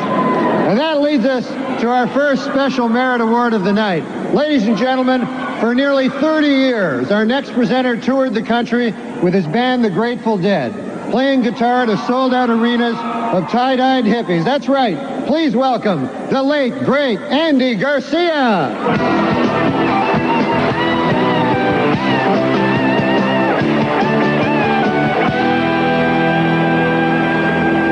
I'll tell you, it's nice to be back on stage out here. You know, I don't want to say my dressing room is small, but Tommy Lee just dropped by to visit. He shook hands with Carmen Electra. He blew out a wall.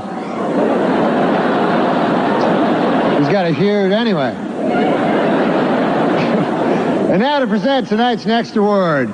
Real singers, country music stars Trace Adkins and Montgomery Gentry.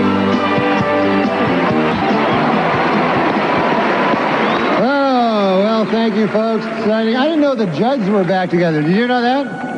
I just saw them. I just saw the Judds backstage. Yeah, you're big Judds fans?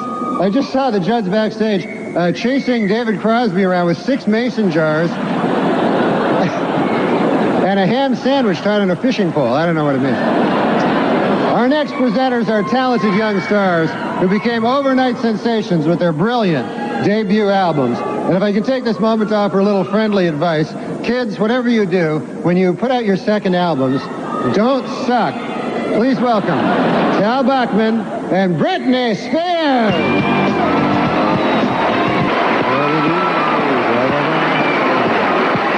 Yeah, Savage Garden. That was great. He didn't seem as savage tonight as usual to me, but that might just be me. You know, folks, it's time for our next presenters, and for a long time there's been a rivalry between West Coast rappers and East Coast saxophone players. But tonight they have put their differences aside to be here. Please welcome Warren G. and Kenny G.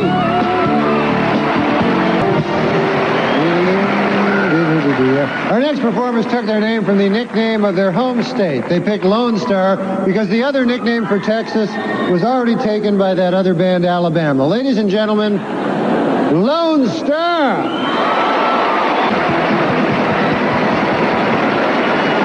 Well, you all all know our next two presenters. When he was on the show Silver Spoons, he went by the name of Ricky. But now he's all grown up on NYPD Blue, and he prefers to be called Big Ricky.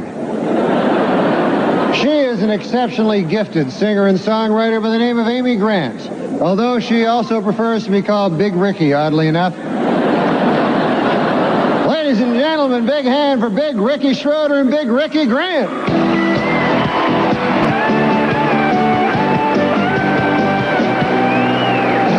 Thank you, folks. I'm really happy to save the 90s Artist of the Decade Award for me to present. I have been a huge country music fan my entire life, and I'm a big fan of this guy. In case you don't know, there's been no need for voting on this one at all. The record stands by itself. Look at these statistics. The fastest selling artist in history.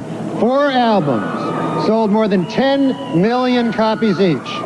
Over 95 million albums sold in all, more than any other American recording artist. By acclamation, the 90s Artist of the Decade, Garth Brooks.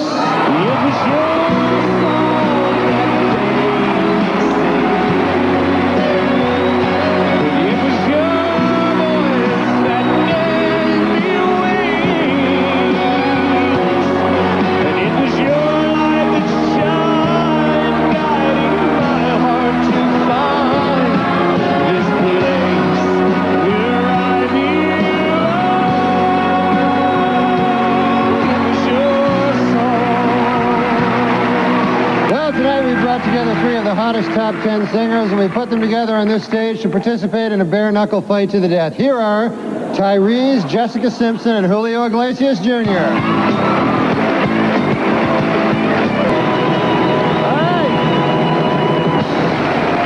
That's it, folks. Good night.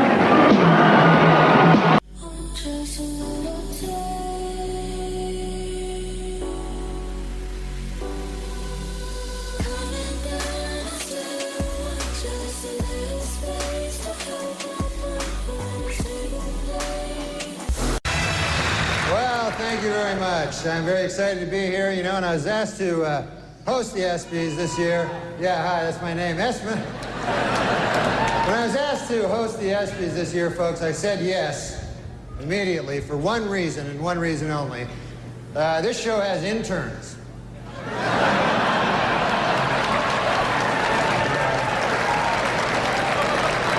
I'll be having little improper relations backstage a little later. But man, it's great to be here at the 6th annual ESPY Awards. Hard to believe, huh, that the ESPYs are 6 years old. Although Anthony Mason swears they're 18. So,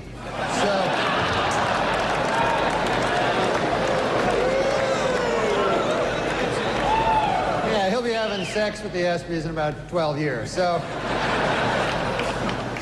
I was a little late here tonight. I took the cab to the theater, folks. And I don't know if you've ever been in these New York City cabs, but I got one of those cabbies, couldn't speak English, Saw his name there on the dash. I couldn't even pronounce it. I think it was something like Hideki Arabu.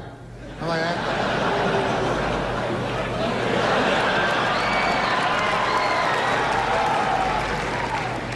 Arabu's been having some trouble, man. They fired his translator. Steinbrenner fired his translator. And people see that as cruel, but I don't know, I mean, if you're not doing well in Yankee Stadium, do you really need a translator? Do you want that, Hey, what'd they say? They say you suck. You should go back to Japan, you dirty foreigner. Okay, I got it. I'm trying to pitch over here. It's great to be here on ESPN. I love sports, man. You can see sports on ESPN you don't see on other networks. Like kickboxing. That's my favorite sport. Kickboxing is great. When you think about it, it combines the style and grace of boxing with kicking. This seems kind of immature. Just backstage, a lot of celebrities back there, man. I was talking to Jerry Jones, the Cowboys owner, and he's disappointed, obviously. Yeah. Well, he's a good guy, though, man. He's talking about rebuilding the team, and he told me, he says, we have to get back to what made us a championship team. Strippers and crack.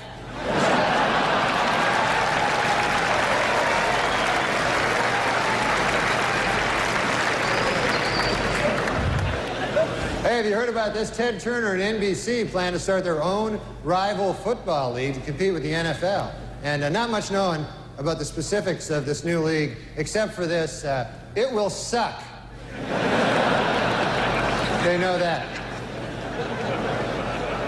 So they might have trouble, getting advertisers when we know it will suck. And of course, congratulations to the Denver Broncos for winning the Super Bowl. How about that?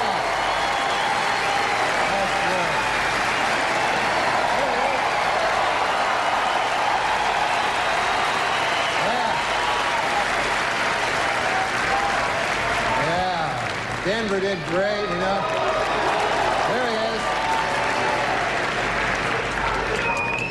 I love the Denver fans, because for one thing, they don't wear food on their heads. That's nice. And they had a wild celebration in Denver after that Super Bowl, man. And now city officials expect an even wilder celebration if the Nuggets win 10 games this year. They say they're going to...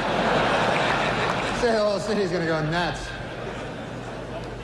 Yeah, the Nuggets are having a bad year this year, man. Matter of fact, they're making a film about the team. They got a pretty catchy title. It's Black Men Can't Jump Either.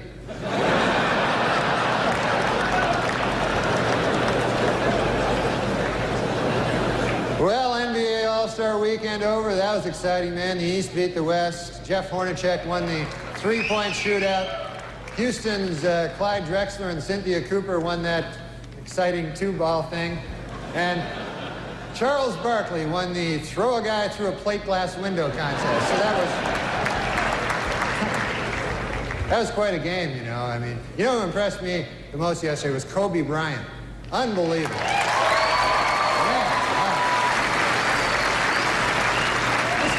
This guy's amazing. 19 years old, the youngest starter ever in the All-Star game, and he played so well that today he was named spokesman for NBC's new public service campaign called Screw It, Who Needs College? Of course, the biggest story in basketball, no question about it, Michael Jordan may retire. Yeah. Michael Jordan may retire after this season, and it's terrible news for Bull fans, but it is terrific news for golf hustlers. They're happy about it. But Jordan is very serious, though, about leaving. In fact, he's already called the Hall of Fame to make sure that his plaque bears his basketball nickname, Air Jordan, and not his baseball nickname, Senior Crappy.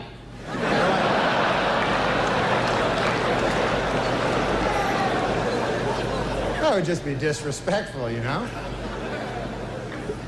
how about them Winter Olympics? They're finally underway, so we've got a lot of great stuff to look forward to in the next 2 weeks, like hockey and, well, just hockey, really.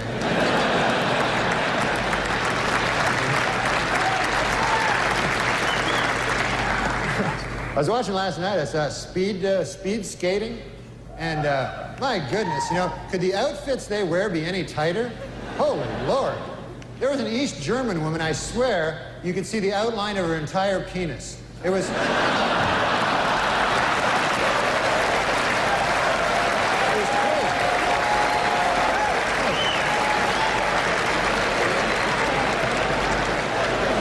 Oh, my goodness. Well, there's all kinds of sports celebrities in the audience tonight. I see Tiger Woods right there. Tiger Woods, how about that, huh?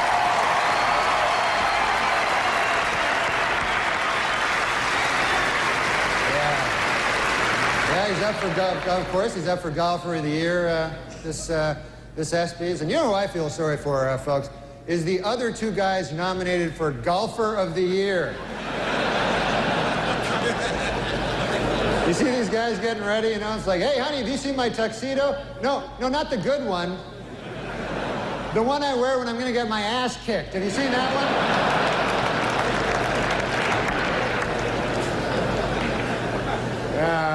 Boomer Esiason is with us. Boomer. How you doing, buddy?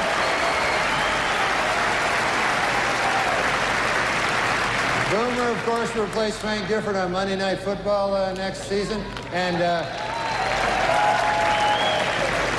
Frank told reporters that this will allow him to spend more time with his wife and children. Then he broke down and cried for 45 minutes. So.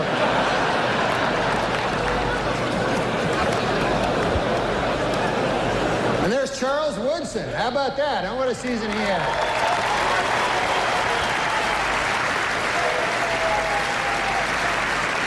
Great, man.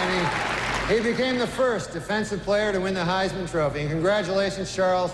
That is something that no one can ever take away from you. Unless you kill your wife and a waiter, in which case... all bets are off. Just a word of advice. Folks, before we can begin handing out our awards tonight, we must...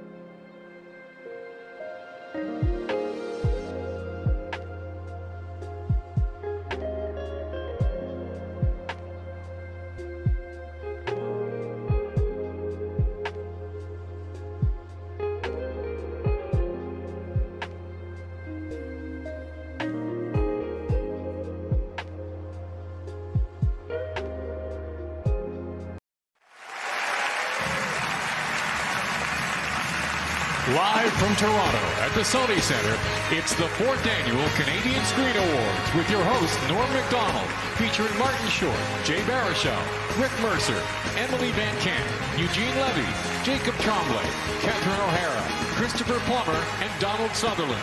Now, please welcome Norm MacDonald.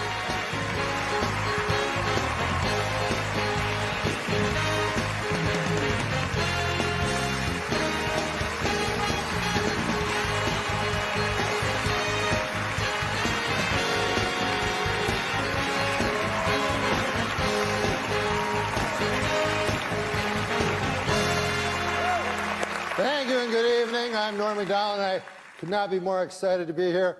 You know, when I was asked to host the Canadian Screen Awards, I called my good friend Chris Rock, and I said to him, I've got some great news, Chris. I'm going to Canada. And he said, I've got some great news, too. I'm hosting the Oscars.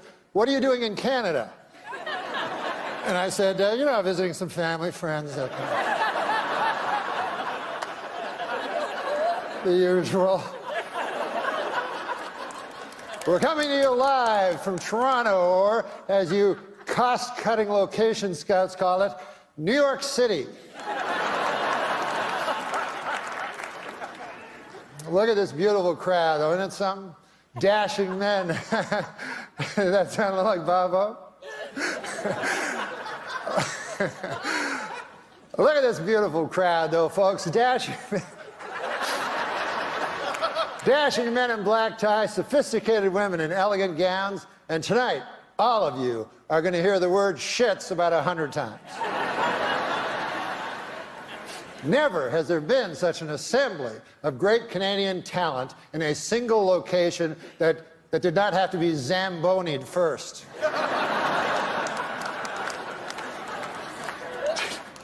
Tonight, the CSAs are being seen in over 50 countries. Isn't that exciting? Oh, wait, I'm sorry. Don't, wait. I misread that. 50 counties. And a couple of regional municipalities. We are here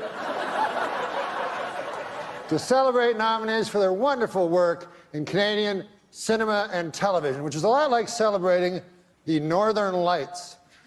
You probably haven't seen them, but you've heard they're amazing.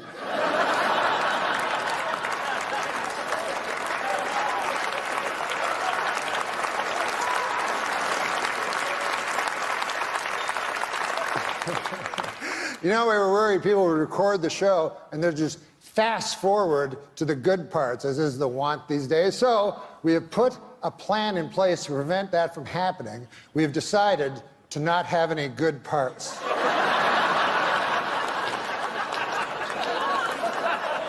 I'm doing my part.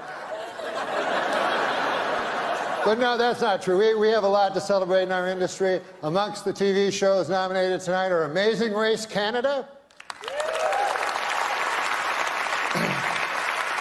Big Brother Canada, master chef kind of. Where do they come up with these ideas?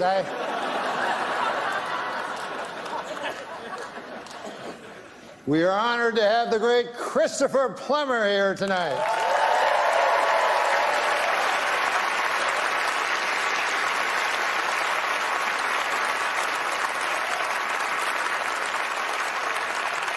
Mr. Plummer is nominated for Remember, the story of a man who at age 90 sets out to kill the Nazi who murdered his family. And I thought I left things to the last minute.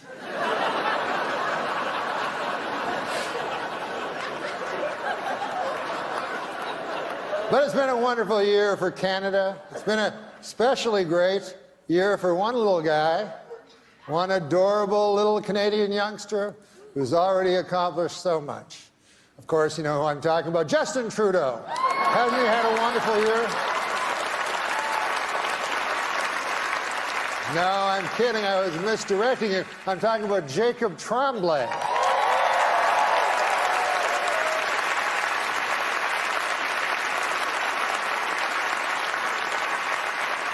Jacob is up for Best Actor, and he will be competing against the aforementioned Christopher Plummer. You know, Jacob is only 9 years old. Christopher Plummer, 86 years old. But they have a couple of things in common. One, the deep love of their craft, and two, they are both up way past their bedtimes.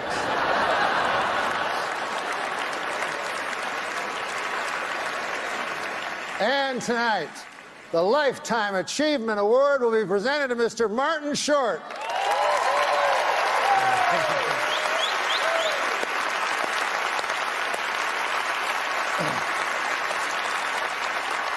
It's the Academy's way of saying, thank you so much, we've had enough. Well, Don Riddle. As a friend, it's over. Ingenue Ellis is here tonight. Absolutely. She has done some powerful work in the Book of Negroes, which tells the story of a woman confronting the tragic legacy of racism in 18th century America. Oh, did I mention on the show Sunnyside I play a talking manhole?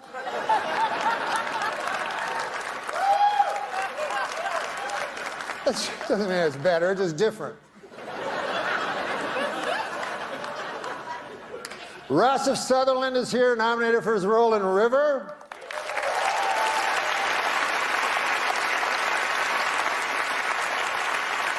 And he is here with his iconic father, Donald Sutherland, who has come to support his son. Not to compete with him like someone I know, Eugene Levy.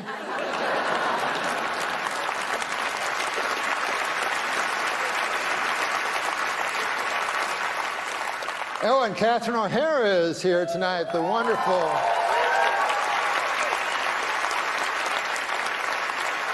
That's a beautiful dress you have on, Catherine. I don't know if I'm allowed to say that. But Catherine is an actress of extraordinary range, from her many characters on SCTV, of course, to her work in Best in Show and Home Alone, and perhaps her most remarkable performance to date as the title character in the Book of Negroes.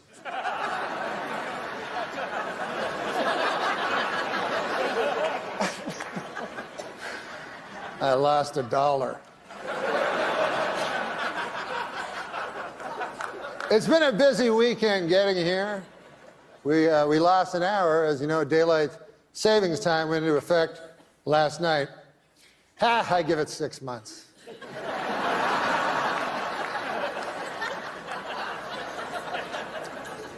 And I'd like to take a brief moment, as all moments are, I suppose, to thank my writers. You know, the writers are so specialized these days. There's a joke writer, he gives you jokes. There's a gag writer, he gives you gags. There's a head writer, he gives you... What I'm saying is things are they're specialized.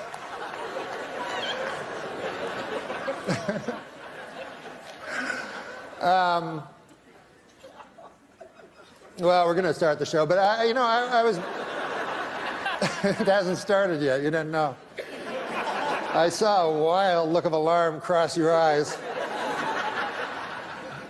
But I was backstage yesterday, and we were doing rehearsals, and I asked, what is the statuette called? And they said, it's called the Canadian Screen Award. And I said, well, that seems kind of dull. Like, what? That's the name of the award? And they said, well, we've been bandying around different names, but none of, you know, they said in Canada it takes a long time to get stuff done and stuff. But one of them that they said, one of them they mentioned was the Candy. And I think John Candy, I mean, who doesn't love John Candy?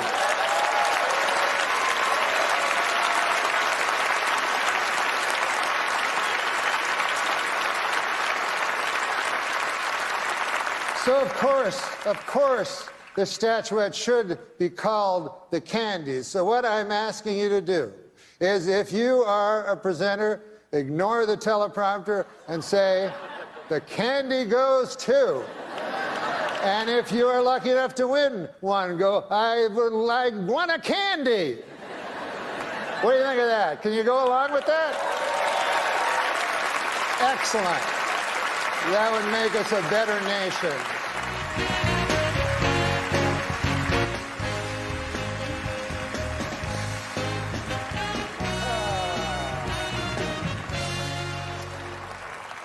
I am not here to upbraid. However, I think I made it quite clear that these awards should be referred to as the Candies. A 9-year-old child knew. Are you so burdened with this preposterous technology?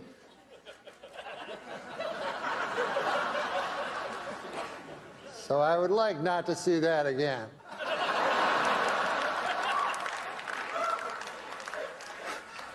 You know, backstage I was thinking how different things are since I moved to the United States. You know, now I'm in the United States. One thing I've noticed about films, I don't like foreign films anymore. You know? They're all like artsy, kind of not my cup of tea. But when I grew up in Ottawa, by God, I loved foreign films. You know, Star Wars, Smokey and the Bandit. Do you remember that one?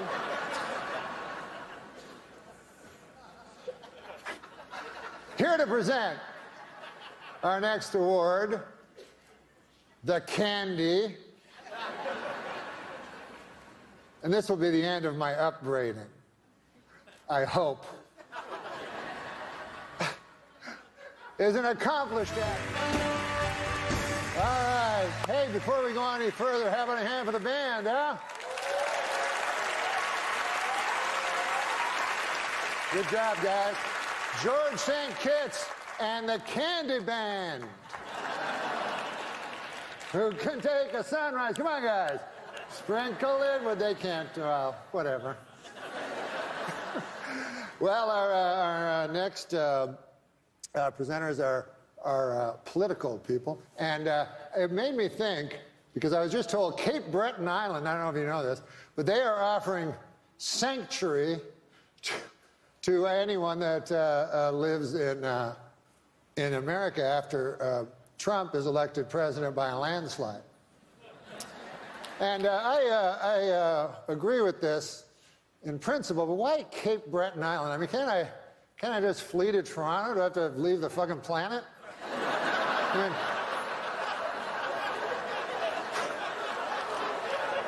I just go to Baffin Island while I'm at it. All right, now, welcome to the stage, 2 Canadians. Oh, the Candies are going great so far, aren't they? I would like to say to Eugene Levy that there's no reason to be ashamed of your son. My son only this morning punched me in the chest really hard. Listen, I have some good news. I just found out that all of you here tonight will be getting a swag bag. Yeah. Just like the Oscars.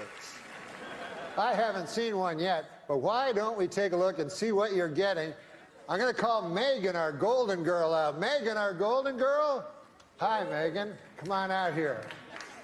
Ah, you brought the swag bag. Yes. Can you hold it open, and then I'll take things out of the swag bag.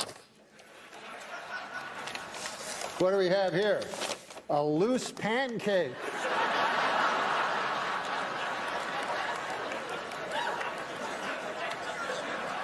What else we got here, Megan? We got, oh, this looks cool.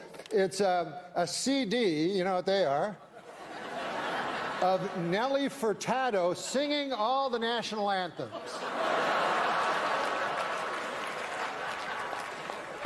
Torn from today's headlines. See what else we have. Oh, we have this. Ah, yes, this. This is a bottle of Eau de John Cherry Cologne. It's for the gentleman in the audience. Now, what else do we have? Hopefully something a little funnier than the last one. Here. We have a 30-minute massage from producer Robert Lantos.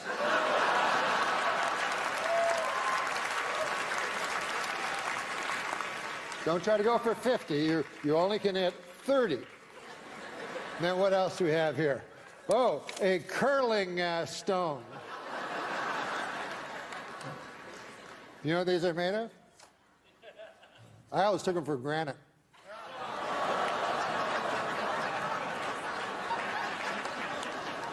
Last time I take a joke from Martin Short. All right.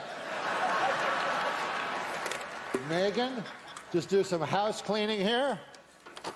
Having a hand for Megan, our Golden Globe. Natural mistake. Now, please welcome one of Canada's. All right. I want to apologize for running out earlier. I don't know if anybody saw that. But, you know, these things happen in live TV, and it reminds me actually of a maxim that Christopher Plummer told me many years ago. He said, before a live awards ceremony, do not eat a fistful of LSD.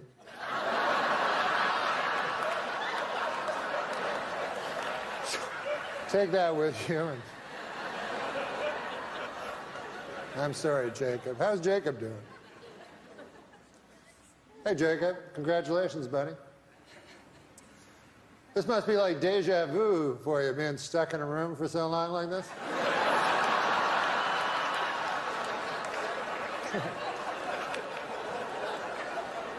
All right, folks, please welcome.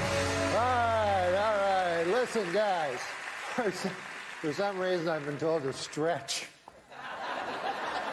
So,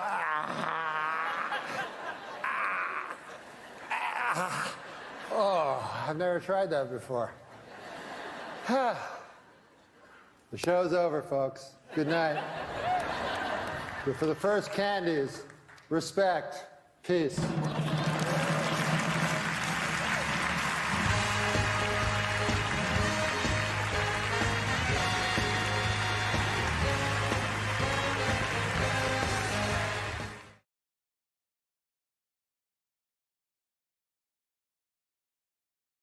Norm, let me ask you something. Seriously, what do you do for fun? Like, name one thing you do for fun.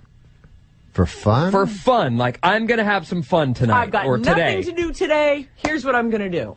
Is it spend money? It's not go Golf. shopping. You don't decorate the place. What do you do? I guess the only thing I do is I like to read sometimes. You're lying. I do. That's what I mean. That makes me. Do you feel play video games? Do you play cards? Do you solitaire? I read a lot of Mark Twain.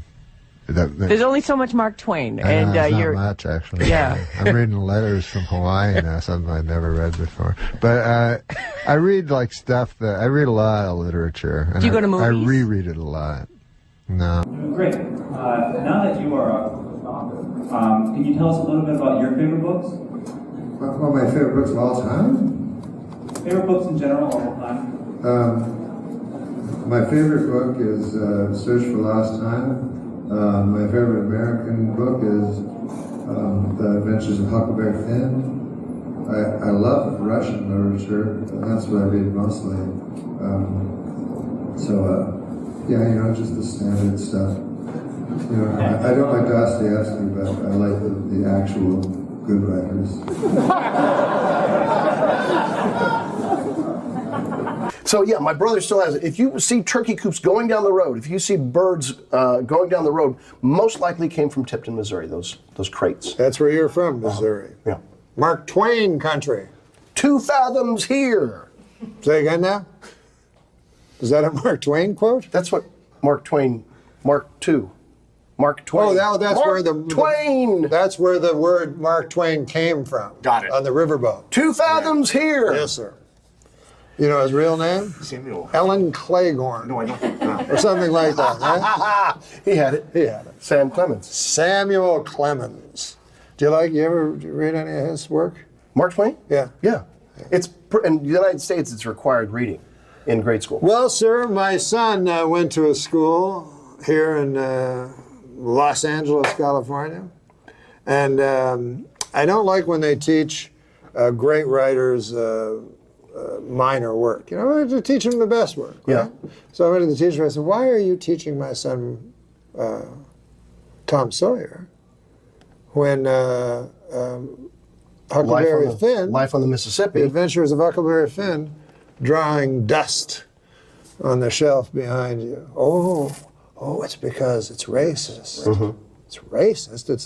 It's the least racist book ever. It's anti-racist. Exactly. Goodness gracious, the ignorance of people. Well, what happened to the rest of the story? That was it? She said we can't do that, and that's it? She said the next thing we're going to do is Toni. We're going to study Toni Morrison, and she's rad. Wow. This is a private school that I'm paying a lot of money for. Yeah, I get you. Now listen, Dennis. Have you heard about this Huckleberry Finn thing?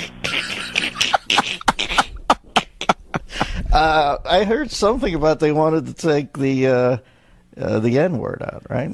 Yeah. Anyways, I wanted to bring it up before I forgot, and then we'll get on to my my projects.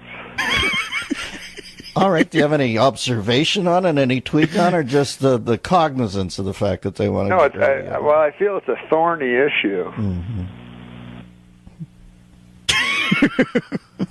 No, that wasn't the whole thing. No.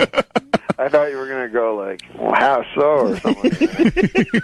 Tell us more, Norm. Why don't you I feel it's a thorny issue. Yeah, I'll tell me you why. too. Why, Norm? Well, you got Mark Twain, and you're talking about. I mean, for those of you who don't know, what I'm talking about. They've taken out the N-word, out of many of the books of Huckleberry Finn. Norm, they've taken out. And so you got a thorny issue that I think I have a solution to. Do you want to hear it? Oh man, never anything more. Well, the thorny issue is this. Yeah. You don't want to take, Mark Twain, one of the greatest writer ever to brush paper with ink, and change his words, for God's sake. On the other side of the coin, you don't want to have a young African American boy in school, hearing that word out loud and causing him pain. So it's a thorny issue. But I figure it this way. You've read Huckleberry Finn. You are so splendidly demented. Yeah, I've read it. You know it's written in the first person by Huckleberry Finn. Yes, I do. And it includes the N-word. Yes. Therefore, you just change Huckleberry Finn to a black kid.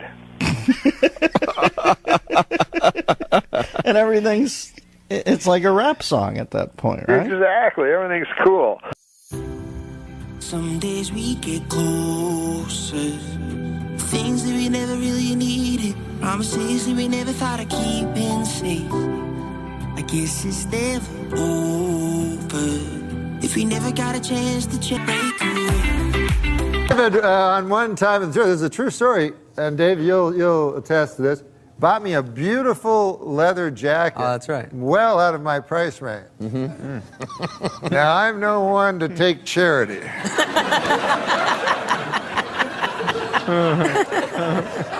You're doing like a Mark Twain one-man show. All alone in the back. He's constantly screwing with you on every level. Right. But his word choice is, he was like Mark Twain. He had this folksy, completely out of time. I don't know if he was born 300 years too late or 300 years too early, but he's talking in a way, no one speaks like that. And you really appreciate the way he says things and his timing. The actor who appeared in commercials for many years as the Marlboro Man has died of lung cancer. Asked if he contracted the disease by smoking, a spokesperson for the tobacco industry responded by saying, "What's that behind you?" then ran away.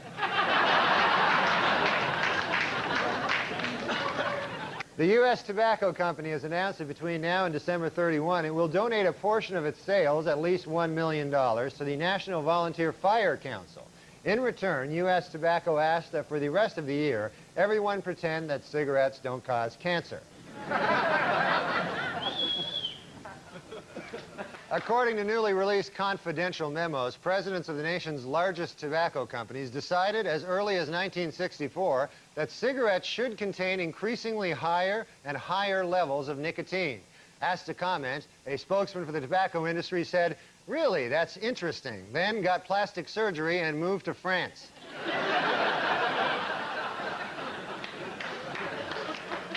A new study funded by tobacco giant Philip Morris claims that the nicotine in cigarettes may actually help prevent Alzheimer's disease. Executives at Philip Morris caution that the study is not conclusive, but just to be safe, everyone on Earth should start smoking.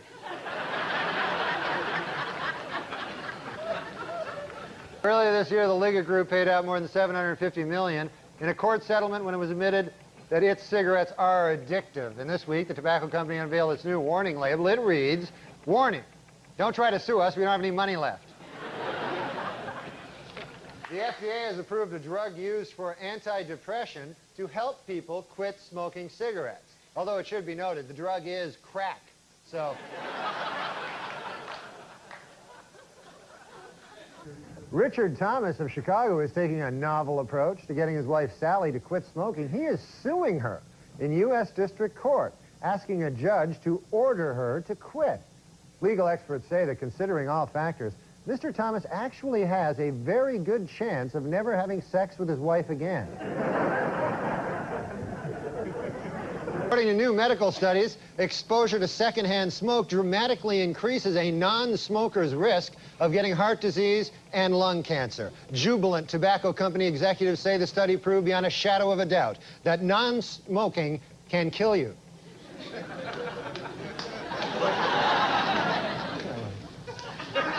That one wasn't very good, but try to laugh anyway, because it helps Farley have a little rest. The most restrictive smoking ban in the nation took effect this week in New York, and already the city has gained over 9,000 pounds. Well, the Learning Annex in New York is offering a new course to teach women how to smoke cigars. The fee to enroll in the class is $100. The fee to watch the class is $200.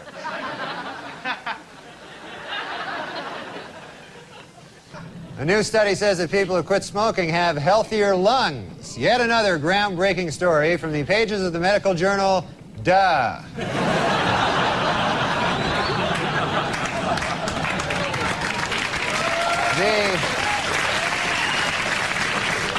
A recent consumer poll showed that Hershey is America's favorite company, while Philip Morris is America's least favorite. In the middle, the company that makes chocolate cigarettes. Right in the middle. Postal authorities removed a cigarette from a photo of blues artist Robert Johnson to help dignify the musician in a new stamp they've issued in his honor.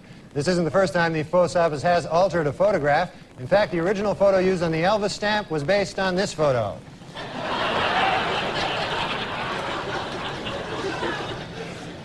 King enjoying a hoagie. Get off me! Get off me! I'm the real Annie! Get off me, you fat bastard! Get off me, you fat bastard!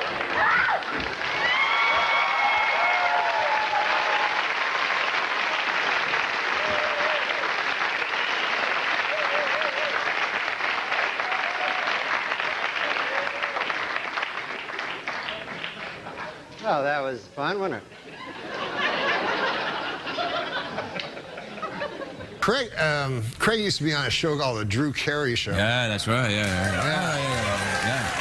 And you did the show right next door. You had the Norm MacDonald show right next door. And then I remember you were like, we had trailers, and I'd always be in my trailer. I like to go to my trailer and smoke cigarettes. Yeah, that's right. Yeah. And then you'd be in your trailer, and you'd be writing movies, and then directing movies, and then you'd be writing books. Yeah. It was because I was trying to not smoke.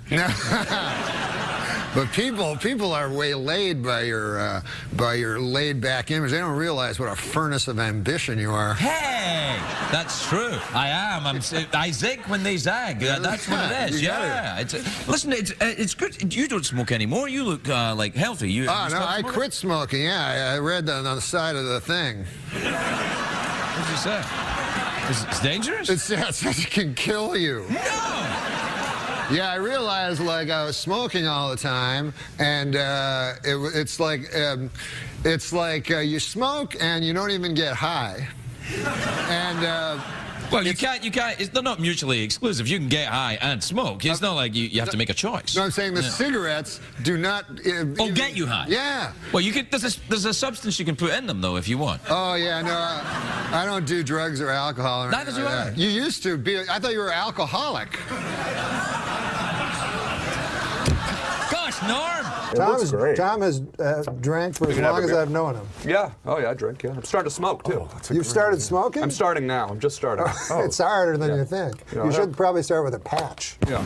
No, I actually started with the e-cigarettes. Oh, did you really? Yeah, I was smoking those for the last couple of months. I think you actually were. Yeah, and then gradually built up sort of an addiction to the nicotine. So you work backwards. But, yeah. Do you think we stopped saying N-rig, which means, or N-rich, or nigger-rich, or nigger-rig, which were terms that some people are going, were they terms? Because, well, it's a fine. Or do you think we just shouldn't use people? What'd they say when you, stop with that joint there, you're getting spit on it. So, no, hold on a second. So most people would say that we stopped those things because it was egregious. Yes. I know what I'm saying. Yeah, no, I know. And so you have to say, another example. All afternoon, as we do this, you've been playing on and off with a cigarette. Do you smoke? I quit smoking a year ago. Good for you. Thank you. You quit smoking. Yeah. And when you smoked at the Tomorrow Show, we puffed. We didn't smoke. We puffed. You probably caused many children to start smoking. So you hold a cigarette and you never light it? Yes, it helps me. I have an oral fixation, the doctors tell me. That never. I'm like Beretta. Are you doing this to be a funny thing, or do you really have to kind of I'm doing it. No, I feel that I have an oral fixation. You know about that. I don't have that, by the way. If it's not this, I go straight. You don't like sucking cock? I don't like sucking cock. I mean, I have done it. Yeah, I wouldn't like it. You know why I wouldn't like it? Why? Aren't those animals, like inside the cum? Like I remember the sperm. You mean? Yeah. So to me, like it's a bunch of animals and stuff. Take me on a journey. Take me far away from this life. I'd leave it in a hurry. Let's run away before morning light. You Okay, since nicotine is such an addictive drug, do you think someday you'll have to have a prescription to buy a pack of cigarettes? Well, they always bring up the Constitution and talk about how we should still have the right to a militia and all that. But let's face facts, this country was built on tobacco growers. So, if you're going to start changing, if you're not going to change one thing because it comes from way back then, you can't change this either. There are farmers out there who make a living. Tobacco is one of the crops that got this country going. So, no, I don't think they'll ever make it illegal. Yeah, no, they shouldn't make it illegal. I know. I think Norm's backing me up on that. What motivated you to quit? Well, I guess I read this thing about how it was like a phallic symbol, and my doctor went in. He said, you probably have an oral fixation, which you know what that means. Let's not kid ourselves, right? So that's why I always smoke like cigarettes instead of cigars, because if I'm going to have I like a little white thin cock.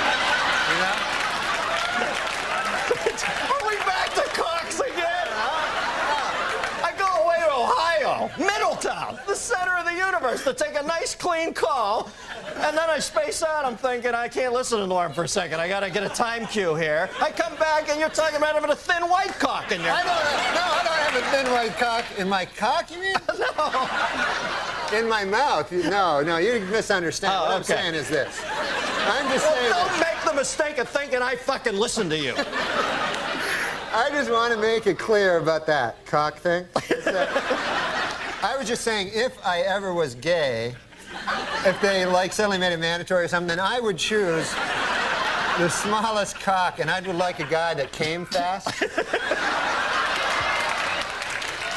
I don't know. I thought the subject was cock. No, Cox is next week. I'm sorry. Does that answer your question? Yes, it does. Norm MacDonald, ladies and gentlemen. Tom Brady could have made probably the same amount of money as a male prostitute. Trust me, I'm good at math. Tom Brady was listed ahead of his wife Gisele Bündchen in Forbes' recent list of the 100 most powerful celebrities. But last year, Tom was behind his wife. When asked to comment, Brady said, "Hey, we switch positions all the time, if you know what I'm saying." And then he high-fived the reporter. You know what? Every time we have Norm MacDonald in here, Sully does something to screw up. He does, doesn't he? Sully, get over here. By the way, Norm MacDonald and Kevin Farley, you're Chris Farley's brother, right? Yeah, that's right. Yeah, a little resemblance going on there. I look a lot like him, yeah. Yeah. Man, they are working you guys You to know the the song? bone. You know the song? I have a song for Kevin that I wrote. Is that right? We're just starting it, but you remember the song from the old days? I'm not Lisa. Yeah. My name is Julie. Uh-huh. Lisa left you years ago. Yes, I know the song, yeah. Okay, so listen to this one. I wrote Okay. it like a Weird Al Yankovic. Go ahead. Okay. Norm wanted me to do this Go on do it. stage Just do last it. night. Do I go, I'm not Chris. My name is Kevin. Chris was funny. I am not. You wanted him to do that. Yeah. That would kind of be counterproductive. I'm when you living in his shadow. Oh, very nice. Trying to scrape a career off some brother of mine. Wow. Yeah, Norm wrote that. You're getting as Nice bad. collaboration here. You're getting as bad as the way Adam Sandler kind of screws you over in the movies. What the? What's the last thing he made He you always do? gives you some kind of goofy thing to do in his movies. Well, I was actually in the last movie. I'm not even in it. I didn't make it, but my stand-in did. He's tired of you. He's tossing you into the You're curb. standing. Yeah. Like he comes off a thing, and his shorts are rolled up, so you can see the guy's ass, which people will assume is my ass. You have an ass stand-in. Yeah, because I don't want to show anyone my ass. So anyway, An ass double. very, very seldom does the stand-in get more face time than the The actual the person. actor. Or ass time. It did happen this time. So now, has he picked any other weird roles for you at all? I just did a table read with Al Pacino's in his next movie, so you do the table read. Really? And it's really funny when you do a table read and there's an actual actor there. And all the rest of us are just trying to, because you get your script and you read your line, then you go, hey, and the night before you're reading it in the mirror or some stupid thing. I don't think that was what real actors do. And then I just pick a word that I'll emphasize. I go, I'll say that louder than the other one. Well, that's what Pacino does. I underline that word. Yeah. But no, you know what Pacino did? It was really weird. He didn't even go off the words, like maybe I don't know, maybe because he's a real actor. I don't know. Because everyone else was saying the exact words, and he can read, but I think he was just trying to get the emotion or something. So maybe the line would be like, hey, you better not go out with that Joan. Don't you know that I'm the one that loves her? I love her.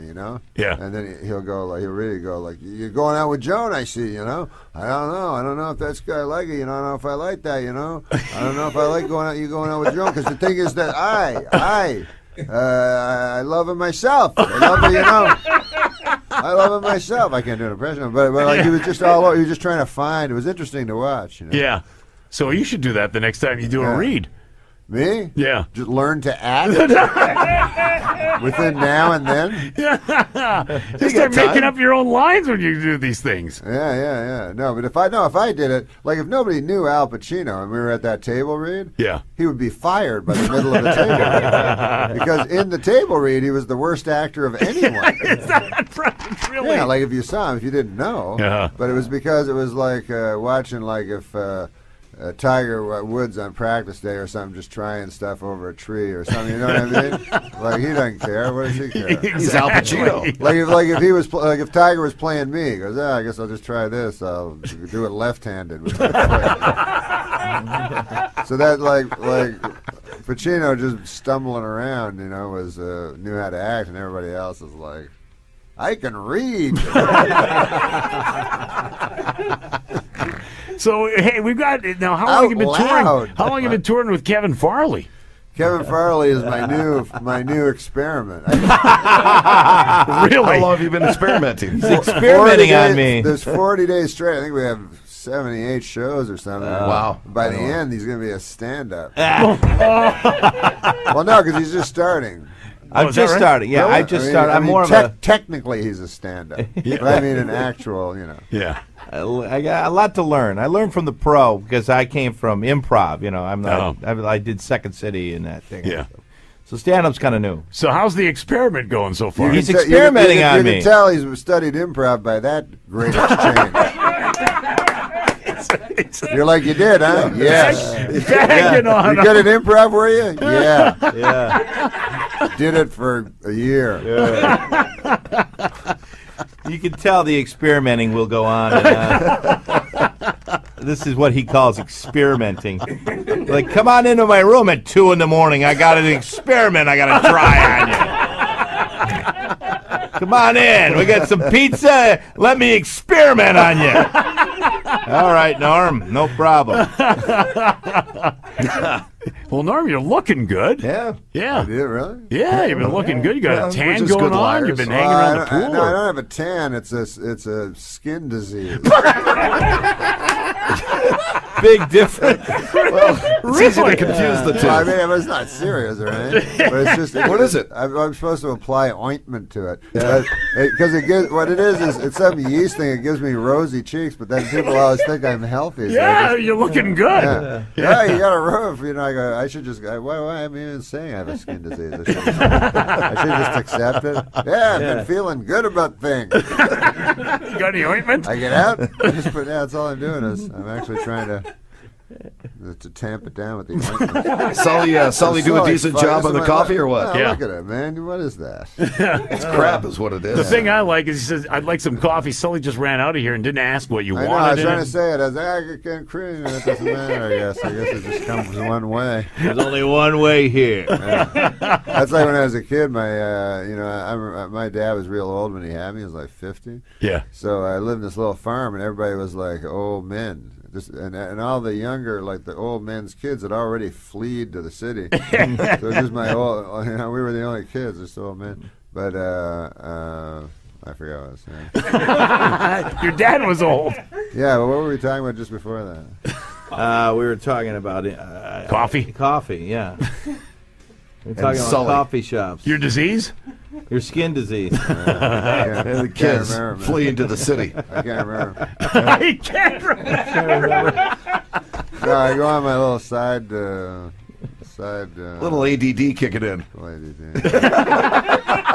We ate bad pizza last night. That I know.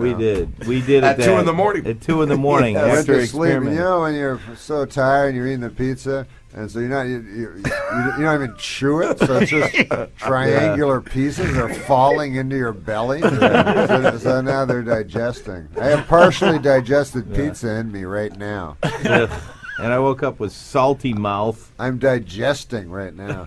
That wasn't because of the experiment, was it? Hey, you ever look at a girl, man? You go, girl's digesting as we speak. You know what I mean? If you actually think of what she's doing, you just look at her skin and stuff like that.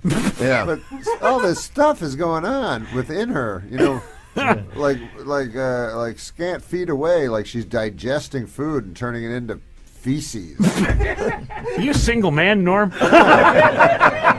No, it's disgusting when you think about it. That's why you shouldn't think about it. You shouldn't think. They say you treat women like objects. You're like, yeah, what do you want me to treat them as, like actual skeletons with livers and stuff?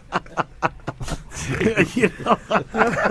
See what they really are? Yeah. Kevin, are you married? Mm-mm. He was married. You said that emphatically. No. He was married. Oh, is that right? I was married for 2 years, and biggest mistake of... No! So what happened with that?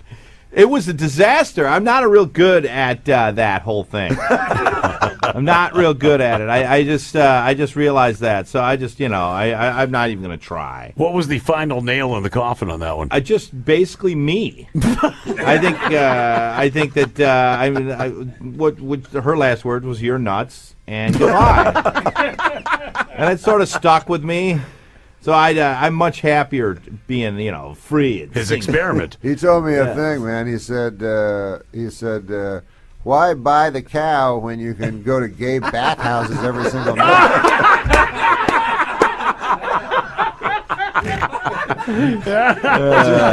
You even have him blushing on that one. He looks like he's been in the sun now.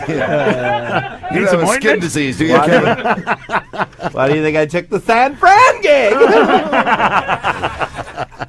The guy waits 35 minutes to do the comeback. That's his improv. That's his improv. Yeah. Timing. It's timing. Yeah, it's all timing. He has a typewriter. We have to stop. A little pregnant pause. We have to read a newspaper while you're typing. And then he goes, "We're in San Francisco." No laugh at all. Norm MacDonald and Kevin Farley playing at Cobb's Comedy Club. Guys. No, weren't you born in San Francisco? No. I thought you were. It's crazy. I'm sorry. I don't know. Where were you born? Oh, you were reared in San Francisco. No, I know there was something where he was. Yes. You spent a significant part of your youth in San Francisco. Weird. I didn't know the exact story. What? Jim McAleese. Did you Google him yet? You know what? I'm trying over here. Well, wouldn't you want to get a hold of Jim It's hard McAleese? to Google Canadians. Because I told you he's your doppelganger. He's exactly like you. He looks telling like me- you, and he has the same sense of humor as you. Really? And he talks like you. What does he do for a living? He's on a little broadcasting, Unemployed? but he's a stand-up comedian. Really? But he's a lot like you, and I always go, I don't know, last time I told you when I was here, and you still never found him? No, I've never found him. Well, how would you like he could be your guy you talk to? You go, what's going on in Canada? Because you're just like me, so you could have his experiences, and you'd relate to every one because you have the very same viewpoint. You're like the same guy. You know what? I think this may be a movie for you. No, just do it in real life. It would be fun. You can find people anywhere now. Are we doing another segment, or is this it? This one went so long, I think that was it. All right, man. All right. Well, Google him, find his Facebook. Jim McAleese, McAleese. Oh, you know Baby Huey's going to find him for me now. Yeah. Put it on the YouTube saying, find Jim McAleese. And then you can put that up on the YouTube, me saying that he should do it. Norm MacDonald, Kevin Farley playing at Cobb's, Cobbs.com for tickets. Tonight, tomorrow, and Sunday as well, or no Sunday? Sunday? No, you guys got a show Sunday, right? Wow. Yeah. The experimentation continues. Yeah. There you go. He'll be better by Sunday. Guys, thanks for dropping by. Yeah, it was Thank fun, you, man. All right. Lamont and Tonelli, weekday mornings 5 to 10 on 107.7 The Bone.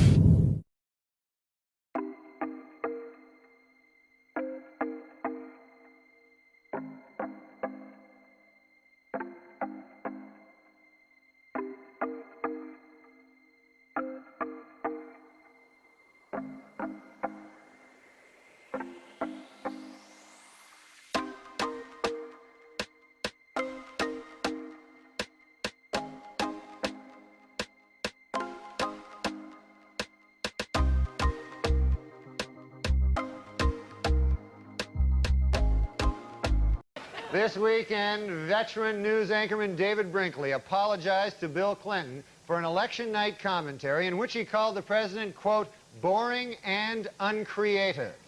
Admitted Brinkley, there was certainly nothing uncreative about the way you moved Vince Foster's body. President's a murderer. You didn't know that? The mysterious Indonesian accused of illegally raising millions for the Democratic Party.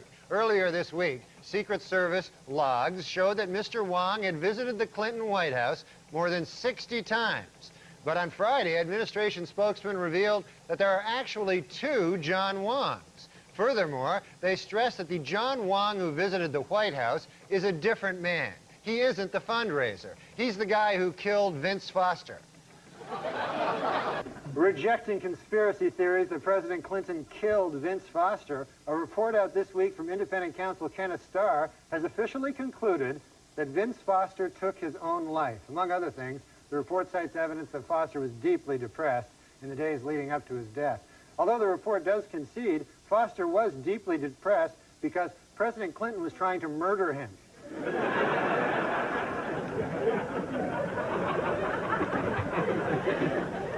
On Capitol Hill this week, 17 Republican congressmen formally asked the House Judiciary Committee whether there is sufficient evidence to begin impeachment proceedings against President Clinton. In response, the president said, quote, "Hey, you know who would have the answer to that question? Vince Foster."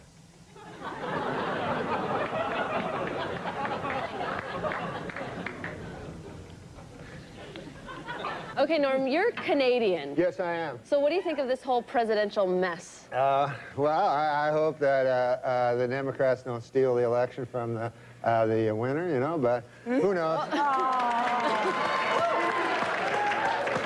You like George Bush, don't you? I love George Bush, man. He's a good man, decent, you know, none of this. He's, you know, he's not a liar, a crook, murderer, or anything like that. So it'd be good to get the. See, I think we should get the homicide out of the White House and get like a fresh start, because we don't want any more murderers. I think we should just go on to the next question. Oh. Who are the murderers? Yeah. Oh, Clinton, he murdered a guy. Yeah, you know, we're not allowed to, you're not allowed to put out no accusations without. That's a little too far. That's the way it does work. Let's just go on to the next question. Yeah. This is not my week. What can I tell you? Oh, it's not mine either, and I'm being very nice, okay? Be a good boy. Now, Norm. Do you never hear that? No. Listen, No, we don't need I to don't want talk to get about into that. this, and I don't want to hear it, and this is not the place to make those accusations, and you're supposed to be funny. Let's get on to the next question. So get with it. There you go. This is a live show. Not for nothing, Norm, but you have been properly chastised by Barbara, so I'm now going to ask the next question. I thought it was a matter of record. Shut up. Shut up. Look, Okay. let me do this, okay? I'll tell you what's a matter of record. You will not be invited back if you don't shut up. All right, now. Let's talk football. All right, manslaughter. Let's talk football. Norm, did you ever hear the word? The phone is ringing. I certainly hope that's somebody calling to tell you to go home. Oh, no. Dude, you got a phone ringing. Oh. Answer the phone. Hello? Oh, yeah. Oh, no. The thing is this. There, you know Matt Strauss? Yeah, the producer. The producer. He told me it would be funny. He said, like, why don't you carry a cell phone on and then let it ring and then pretend like there's a guy on it? Is there anybody on it? No, it's a thing. Pretend You know what, Norm? You're a dead man. Here, you talk to him now. You know what, Barbara? You know what you said about rage and work? Give this man a plate of soup and tell him to shut up. Norm, all right, then. Let's see. Norm. What? Okay, listen, Norm, listen. Not only have you annoyed us, but I read that you have actually annoyed one of your idols. Who is that? Oh, the great Bill Cosby. Yeah, what'd you do? Oh, my God, I love that guy. He's my hero, you know, just like you, maybe George or Bill Clinton would be your hero. I love. There's no stopping you, is there? No, you seem to like Bill Clinton. They really, and this man leads into our show on Friday night. I know. It's all right, his career's over after this anyway. Who cares? Go ahead, Norm. No, Bill Clinton, who's a great man, obviously. You know, everybody has their opinions, right? Mm-hmm. Are you moving along? No, You're Bill going to get to the point. Cosby. Bill Cosby. Oh, Cosby. Oh, God. Cosby. What's the black coffee. What are you drinking in there? Now, Bill Cosby is a great man, first of all. There has never been any accusations toward Bill Cosby about any... Will you just tell us what you did for Bill Cosby? Oh, I met him. I opened for him at a club, and he was a great man, you know. He's my hero of all time. You know how funny Bill Cosby is, Yes, right? I'll get to the point. I'm going past menopause. Make the point. Let's go. Not everything has a point. We are learning that, okay? All right, Norm, you want to finish the story, or shall I ask you the next thing? Well, the Bill Cosby thing is this. Dear God. I met Bill Cosby. We're all fans of Bill Cosby, right, Barbara? Yeah. What? Yes. Why don't we talk about the millionaire? Oh, yeah, you know what? Tonight, Norm and I... please. I like Bill Cosby. Let's talk about the millionaire. Norm MacDonald and I are on The Millionaire tonight. Oh, yeah. Well, tell him about that, how you thought he's dumb today. Wait till you see him tonight.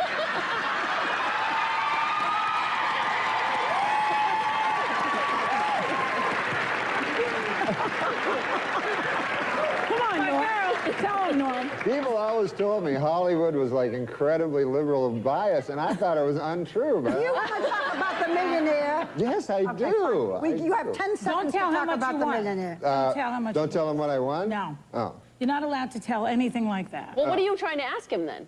I don't know. He doesn't answer anything anyway. All right. Okay, so he's on The Millionaire tonight, and he's on Friday nights, and on Monday, his taxes will be audited. So he's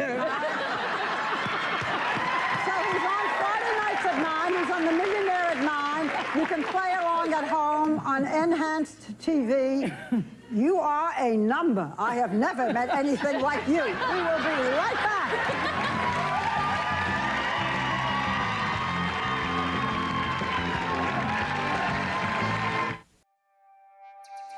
Going out again, am I out of my mind? Going out with friends, gonna have a good time. As funny as that last bit. Just so you know, Well, good evening, Mr. President, Mrs. First Lady, and the distinguished members of the Radio and Television Correspondents' Dinner, When I accepted the honor of performing here tonight, one thought crossed my mind, and that was, please, God, don't let me bomb in front of the President.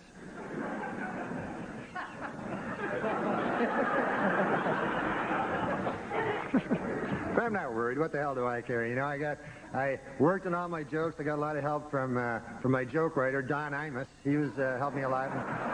Are you familiar? You know this guy? He's a funny guy. He wrote some jokes. Anyways, the dinner was great. You enjoyed the dinner? We had some salmon. Yeah, it was delicious. It was great, and I thought it was, I thought it was refreshing to see Democrats serve something other than subpoenas for a change. I thought that was nice, I'll be doing some jokes later. I just thought I'd...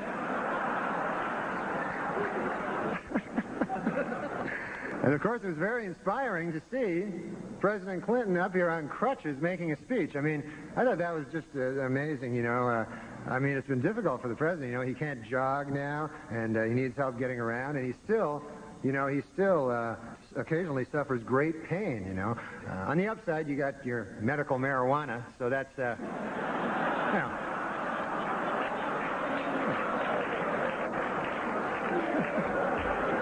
You must inhale, sir. It's the only way you're going to get better.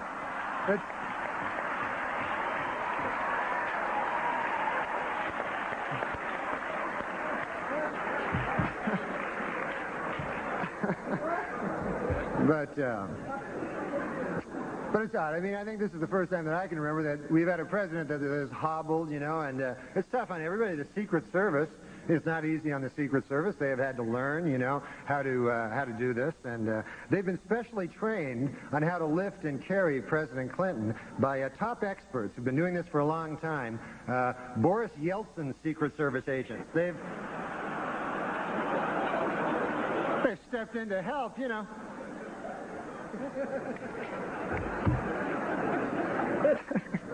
But we got a lot of power here, a lot of juice. Mr. Rule Arledge is here, of course, the chairman of ABC News, and a lot of crazy stories coming out of that division, You know, stories about this person sleeping with that person and all that, you know. Scandal after scandal. And you heard the latest? I heard this just the other day. There's a rumor that last week, a certain, I don't want to say who it is, a certain gentleman in ABC News, he went to a party and he got really drunk and he ended up having sex with his own wife. I don't know how these rumors get started, but you know, it's probably just a vicious rumor, really, you know. But as Mr. Arledge knows, of course, TV has become a very tough game. You got to stay competitive, you know. As we all know, ABC's Good Morning America is in a little turmoil, you know, a little trouble, a little rating trouble. And they're considering a lot of ways now, you know, to boost the ratings. And I don't know, I think they're getting a little desperate. I heard that next week Charles Gibson will announce he's a lesbian. I mean, is that going to help anything? Nobody wants to hear that. I'm very nervous. I don't know why. Before I sip this coffee, actually, sir, how much is this? How much would a cup of coffee cost in a place like this? Nothing for you. Nothing? It's free? Okay, great. I didn't want to get, you know, I didn't want to see $90,000 on my bill later.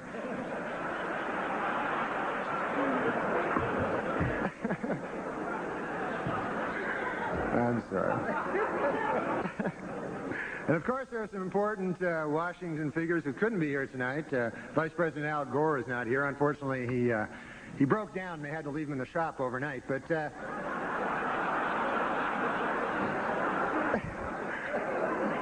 say he'll be all right later. Something wrong with the voice box or something. I don't know what it was.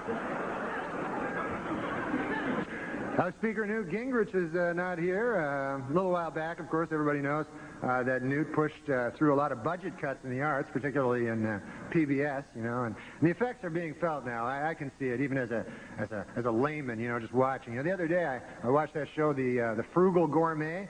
It changed its name to the Cheap Bastard. I mean,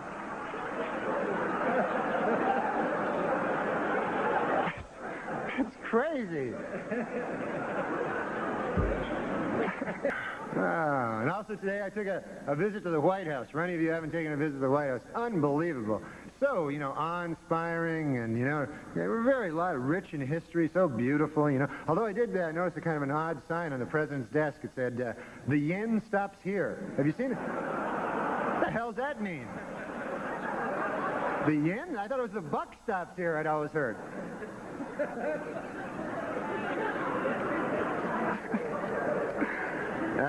You know, of course, they say the White House was haunted. Did you know that?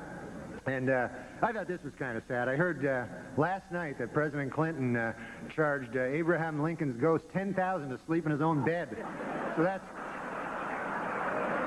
doesn't seem right to me, you know? I mean...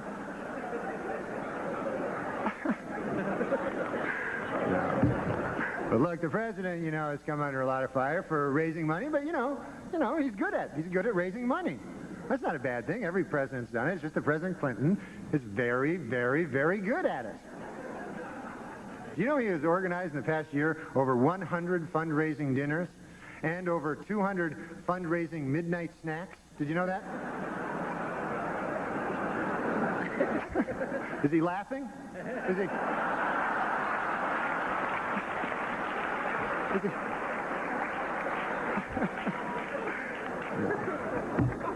No, but Mr. President, seriously, you know, I know you've had to work through a lot of distractions in doing the business of running this country, and I just want to say, you know, that I implore you, stay focused and do the job, and try to remember, you know, that Rome was not built in a day, you know. I mean, just ask Strom Thurmond, he'll tell you. It was not built in a day. He's an old fella, you know, folks. How would you not know that? I have to say, though, you know, this is an incredible thing for me. You know, I'm just a punk, you know, and yet here I am, you know, I can't believe I'm speaking in a room. I'm standing in a room here with the most powerful man in the country, Alan Greenspan, you know, and it's a little amazing to me. It's a little, you know.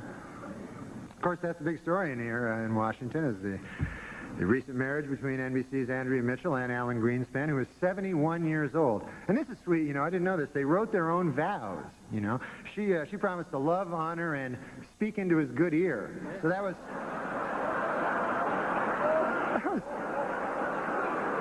kind of sweet, you know.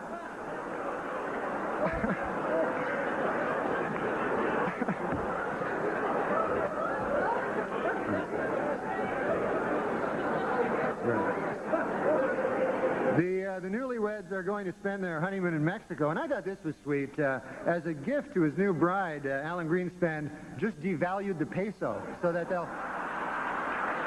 be nice.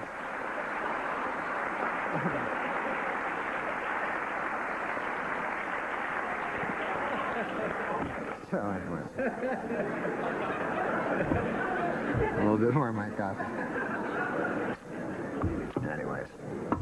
You know, it just occurred to me, Mr. President, you are now handicapped, and you're the President of the United States. You must have an unbelievable parking spot, you know? That's...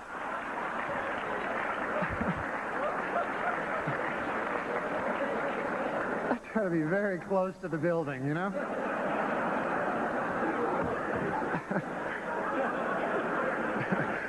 But, you got to hand it to the president. His injury is not holding him back from doing the business of the nation, you know. In fact, he just nominated Major General Claudia Kennedy as the Army's first female three-star general. And I think that's great, you know. She's doing a great job. Apparently, the only thing she's having trouble with is she's having difficulty figuring out how to sexually harass herself. She doesn't know how to...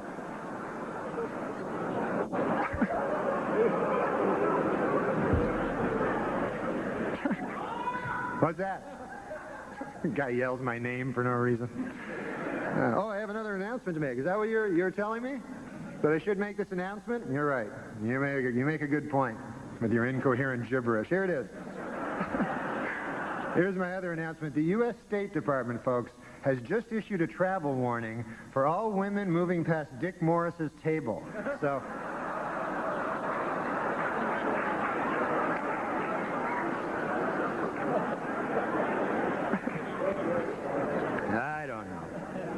I don't know. Well, that's about it for me. I just want to... How about this Heaven Gates call? This is what everybody's talking about. It's unbelievable. And it really is a sad story, and it's hard to comprehend. I mean, think about it. Who in their right mind would believe that you get into a spaceship behind a comet by castrating yourself and committing suicide? I mean, other than Pierre Salinger, who on earth would believe...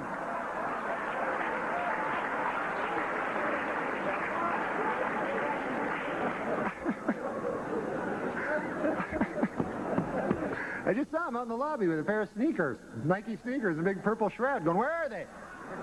Did I miss it? Well, that's it for me, folks. I just want to say, you know, before I go, that it really has been a thrill for me. I joke around about the news, you know, but you people, you do the real thing, and you serve as our watchdogs, and you tell the real stories that come out of this city. And I, for one, you know, think you do a darn good job. And as a matter of fact, I have a message from someone who couldn't be here and wanted me to read it to you. This is from Senator Bob Dole. He wanted me to read this to you. Here it is.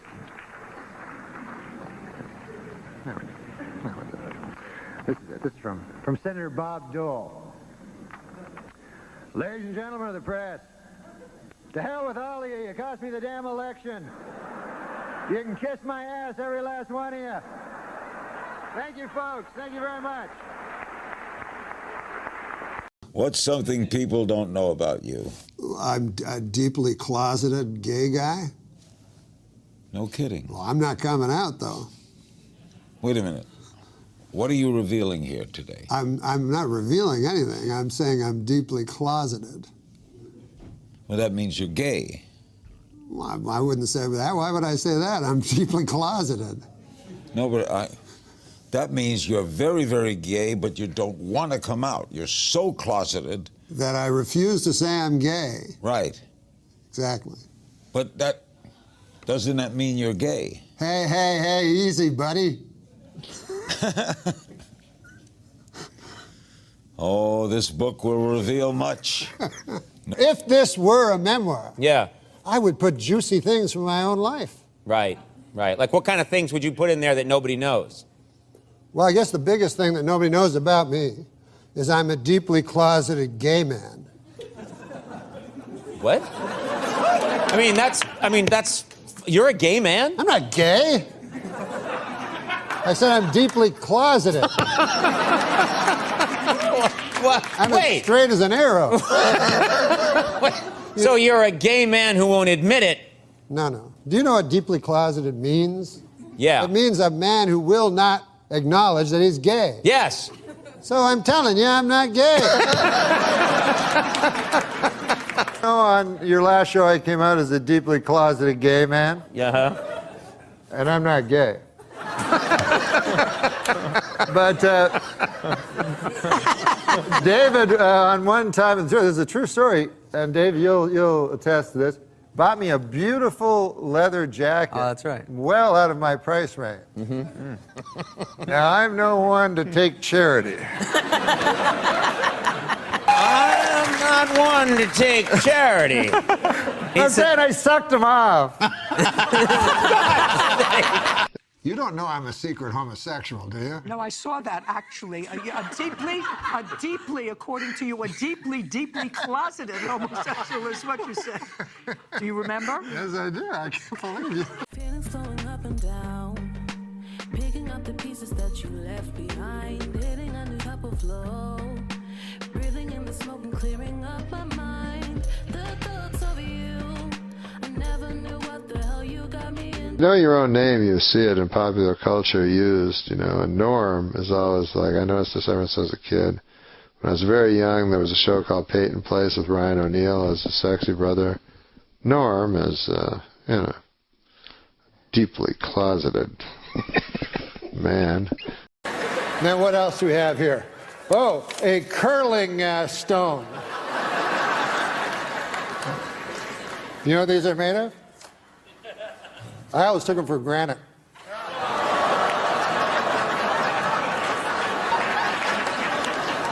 Last time I take a joke from Martin Short. All right. You're Canadian. You know, this is an incredible thing I read. The curling, which we get excited about every 4 years. Phenomenal. That is not a renewable. Do you know what those are made of? The curling stones? The stones? I don't really know. Aren't they goiter? I've always taken them for granted. Hey, we'll be back with more in a moment. Well, how about them Winter Olympics? They're finally underway, so we've got a lot of great stuff to look forward to the next 2 weeks, like hockey and, well, just hockey, really.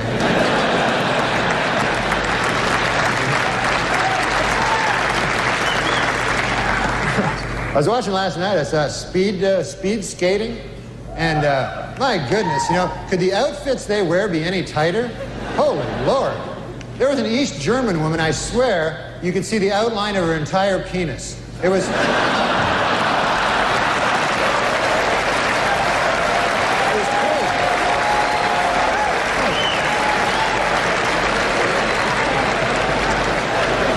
Oh my goodness. Well, there's all kinds of sports celebrities in the audience tonight. I know that in this day, nobody's gonna change. You won't ever leave. On my mind again, I'm still not tired of it. Can make you want me. And I might act okay, say things will stay the same. Say I'm all out. The Olympic Committee has been dealing with this issue forever. Back when I was competing in the 70s, they would, all the women, especially the Soviet women and East German women, had to get saliva tests. Right. Yeah, remember that? I remember they would wear, their outfits would be so tight, sometimes you could see their penis. Yeah, the Eastern Bloc. I wasn't looking down there, but I'm glad you were. Yeah. Ladies and gentlemen, NORM MACDONALD.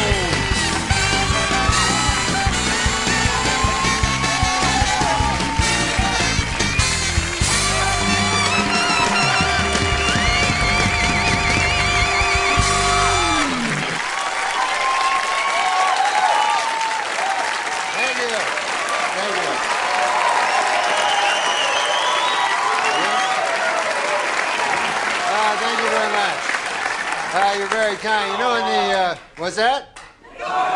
yeah, no, you're absolutely right. That is my name. You know, when the people here asked me to do the show, you know, I gotta say, I felt kind of weird. You know, I don't know if you remember this, but I used to actually be on this show. You know, I used to do the weekend update news routine. You remember that? And yeah,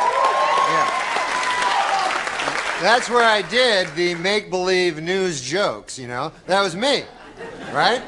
So then, a year and a half ago, right, I had a sort of a disagreement with the management at the NBC. I wanted to keep my job, right? And they felt the exact opposite. So you see, they fired me because they said that I wasn't funny, you know? Now, with most jobs, I could have had a hell of a lawsuit on my hands for that, but see, this is a comedy show. So they got me, you know what? But now, this is the weird part, right? It's only a year and a half later, and now they asked me to host the show. So I wondered, I go, hey, wait a second here. Hey! I go, how did I go in a year and a half from being not funny enough to be even allowed in the building to being so funny that I'm now hosting the show? How did I suddenly get so damn funny?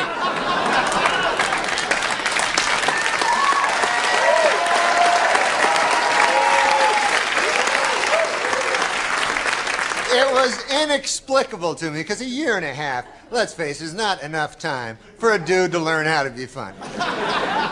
Then it occurred to me, I haven't gotten funnier. The show has gotten really bad.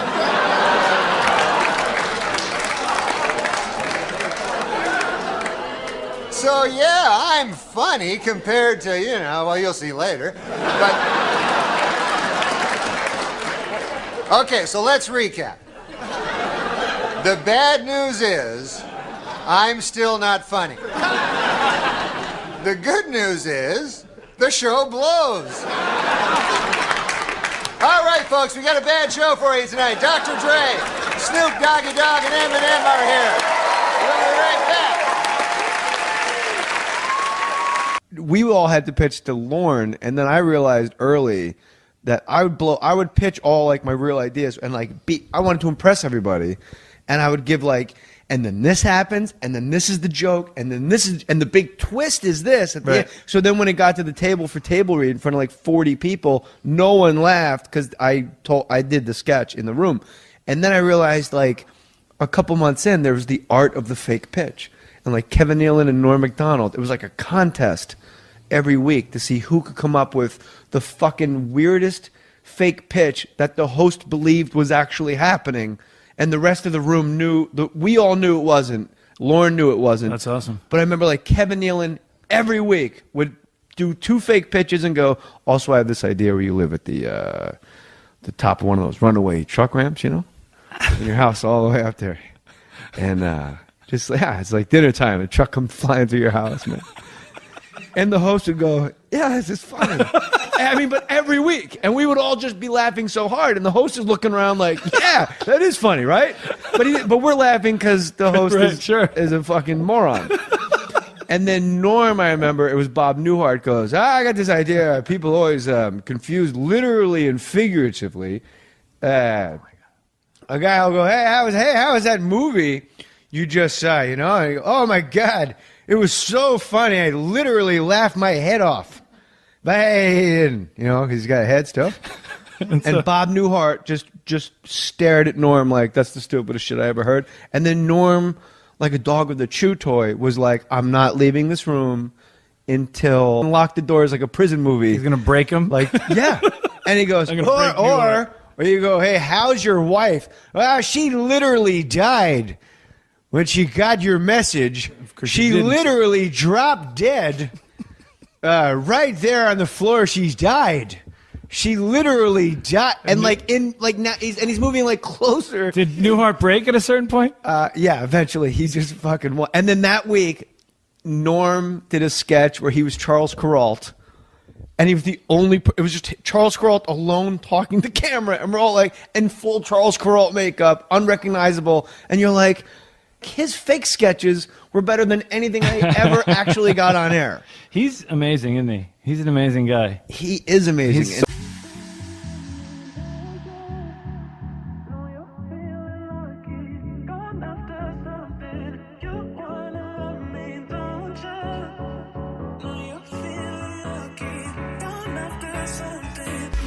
Norm MacDonald story.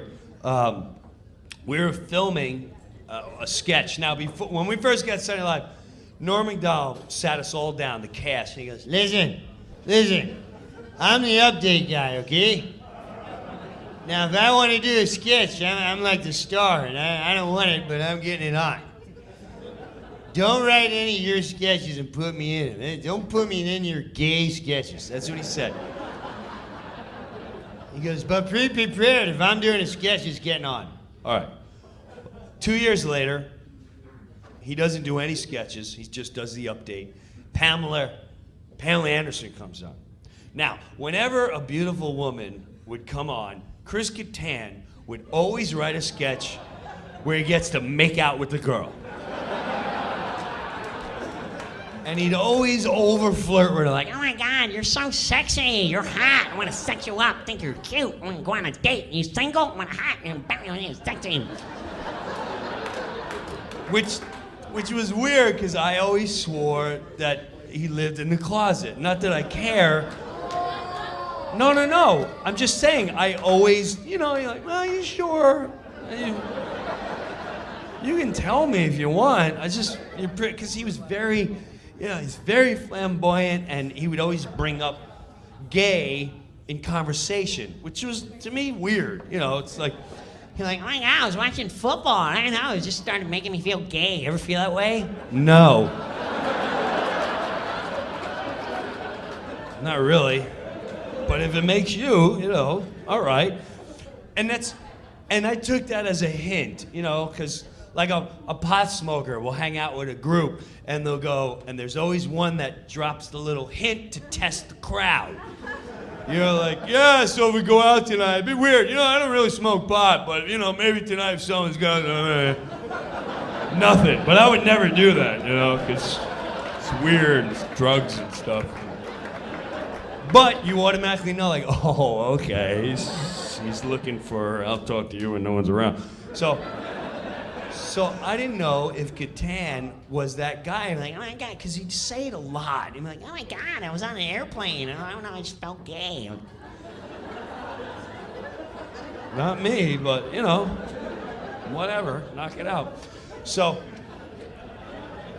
Pamela Anderson, she's on the show, and she goes on, and we're getting ready to do a sketch. Now, when we read a sketch, we try it out on Wednesday. Wednesday, you want to read it, sell it, and try to get it to be picked up to work on for the week.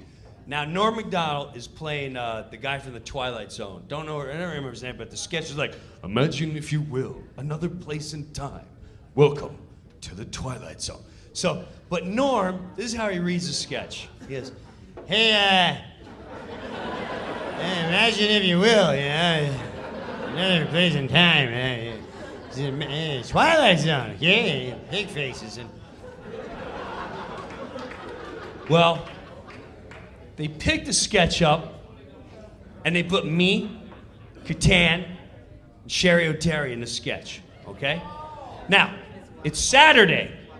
The day of the show. We go on the floor, and if Kattan wasn't starring in a sketch, he'd start nitpicking at other cast members. And he started busting on Norm. He's like, oh my God, Norm, Jesus. You don't even sound like the guy. You're not gonna get this. It's not gonna get picked up. Why are you acting that way? I mean, sound like the guy. Pamela, you're so hot. You're so sexy. Tommy Lee, I'm bigger than Tommy Lee. Me and you can hang out with suck face. God, Norm, you're awful. Sound like him. And the whole time I'm looking at Norm like, you're not gonna do anything? I've seen you be so rude. You're not gonna say something to Kattan? You're gonna let him pick on you? And he's just looking at her like, yeah. Nothing happens. Now Now's the dress show. On Saturday Night Live, there's a live show and there's a dress show. The dress show, they film the whole show. God forbid something happens, they have a show in the can. But also, they do a lot of sketches because you're trying to get on. Sketches are going to get cut, and then you only see the live version. So we're working our ass off for the dress show. Packed crowd, ready to go. 1 minute for the Twilight Zone. Norm MacDonald, Chris Kattan, Jim Brewer, Sherry Terry to the floor. We get on the floor. As a crowd, our mics are on. Swear to God, Kattan's going, God, Norm, where'd you hear this guy? You sound terrible. I can do impression better. Did you work on it? Pamela, you're so hot. I'm gonna suck your face and rub up against you, and me and you are gonna hang out and suck your face. You go in the party, we're gonna hump and hang out and dry hump your leg at the party. 30 seconds. God, Norm, you're never gonna get this. God, try. Aren't you guys concerned? We're not gonna get on the air. 10 seconds. I'm gonna bam, I'm gonna feel you and I'll rub up against your butt and hot and... Go! Norm MacDonald. Hey, imagine, if you will, another place and time, you know, and that's the same thing. And I went, I can't believe this is where you want to try to knock it out. And he just let it go like that. Now, the show's over, you walk into Lorne Michaels' room. And when you go in there, there's a billboard. And it shows you what sketches are on. And when we walk in, go ahead, I'll wait for you. When we walk in, take your time, it's over there. And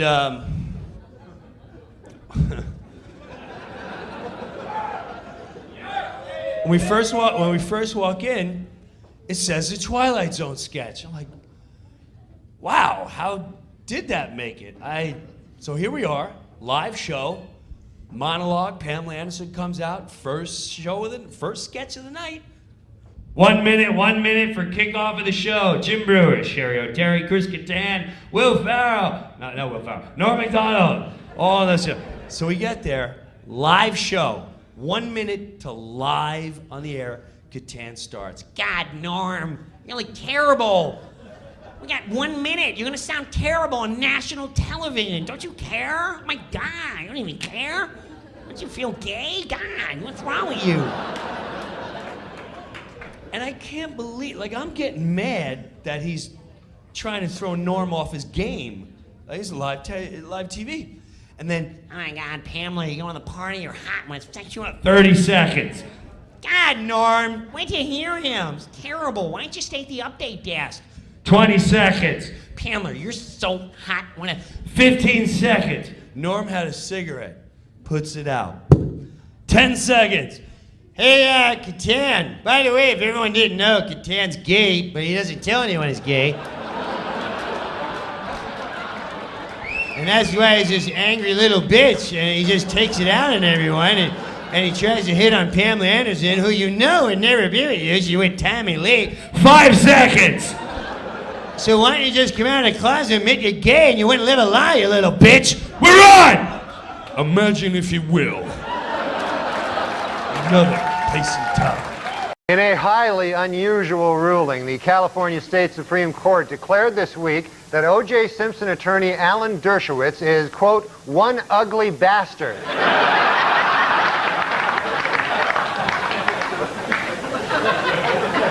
Meanwhile, Simpson Dream Team attorney Alan Dershowitz was back in the news this week, and good Lord is he ugly. Take a look at the guy. I mean, this is an ugly, ugly guy. No two ways about it. An ugly character. All right.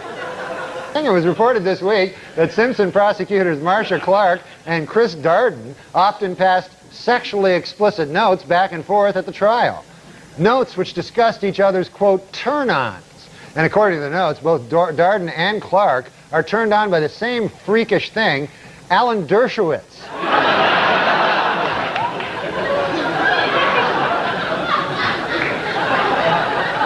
Last week at a dramatic press conference about the crash of TWA Flight 800, ABC News correspondent Pierre Salinger displayed a document which he believes is proof that the jet was shot down by a U.S. Navy missile.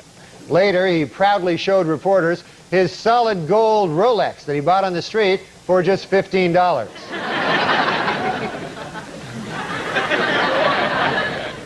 That's one ugly bastard, isn't it? Washington Power to some Mary Madeline and James Carville are expecting their first baby in July. No one knows if the baby will be a Democrat or a Republican, but doctors are sure of one thing. It will be weird looking.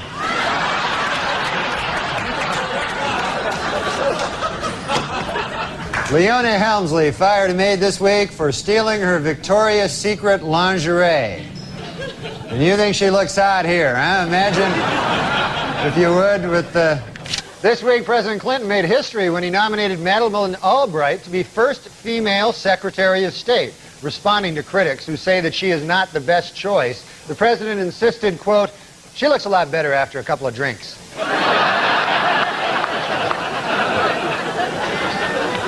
Meanwhile, Republican hopeful Phil Gramm says that Bob Dole should not get the nomination because he backed President Clinton's plan to send troops to Bosnia. Dole responded that Gramm should not be nominated for president because, well, look at him. Take a gander at the fella. Incidentally, Ms. Maston will be represented in her civil suit by feminist attorney Gloria Allred, who is also quite unattractive.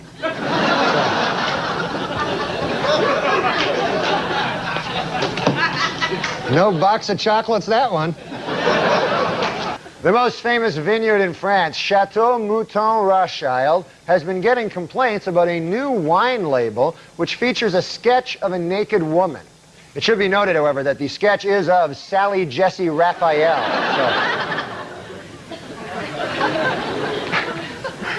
Nobody wants to see that. For the 5th year in a row, People magazine has named John F. Kennedy Jr. one of its 50 most beautiful people. Meanwhile,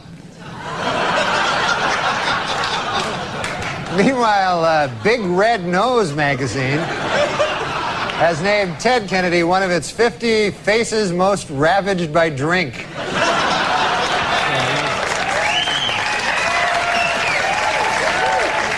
Former Interior Secretary James Watt was indicted this week for still having a large light bulb-shaped head.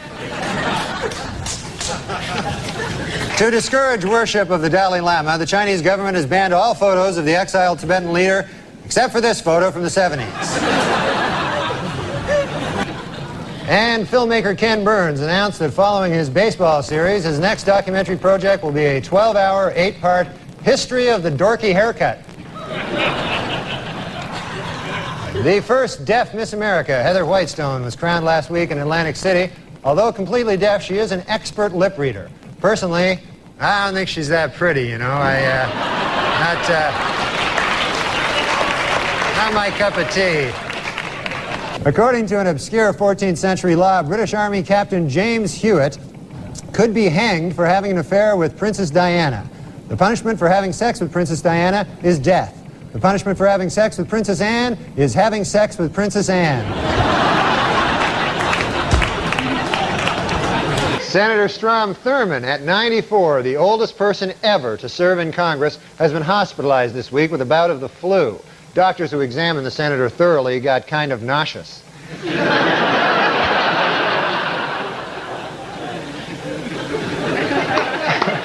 No matter how hard he tries not to, House Speaker Newt Gingrich just continues to scare the bejesus out of little kids. In a recent interview, tenor Luciano Pavarotti says that he is so in love with his new girlfriend that he likes to run nude on the beach with her. Read all about this in this month's issue of Things That Make Me Vomit.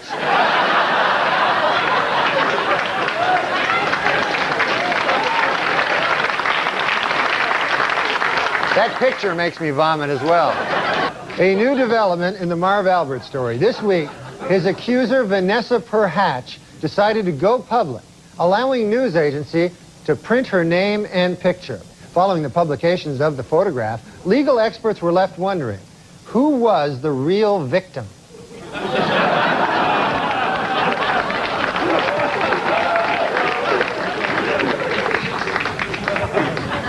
Not easy on the eye.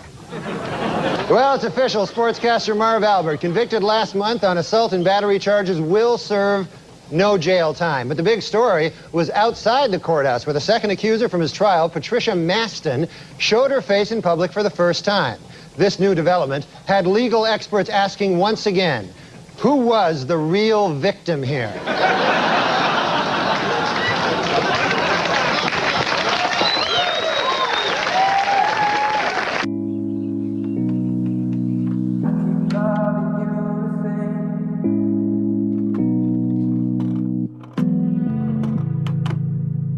It's been a while, and I still like the way you look at me. Because I keep loving. A celebrated Hollywood cosmetic surgeon, whose clients include Michael Jackson, Phyllis Diller, and Joan Rivers, has been accused of fondling patients while they were under anesthesia. The case has legal experts wondering, who is the real victim here?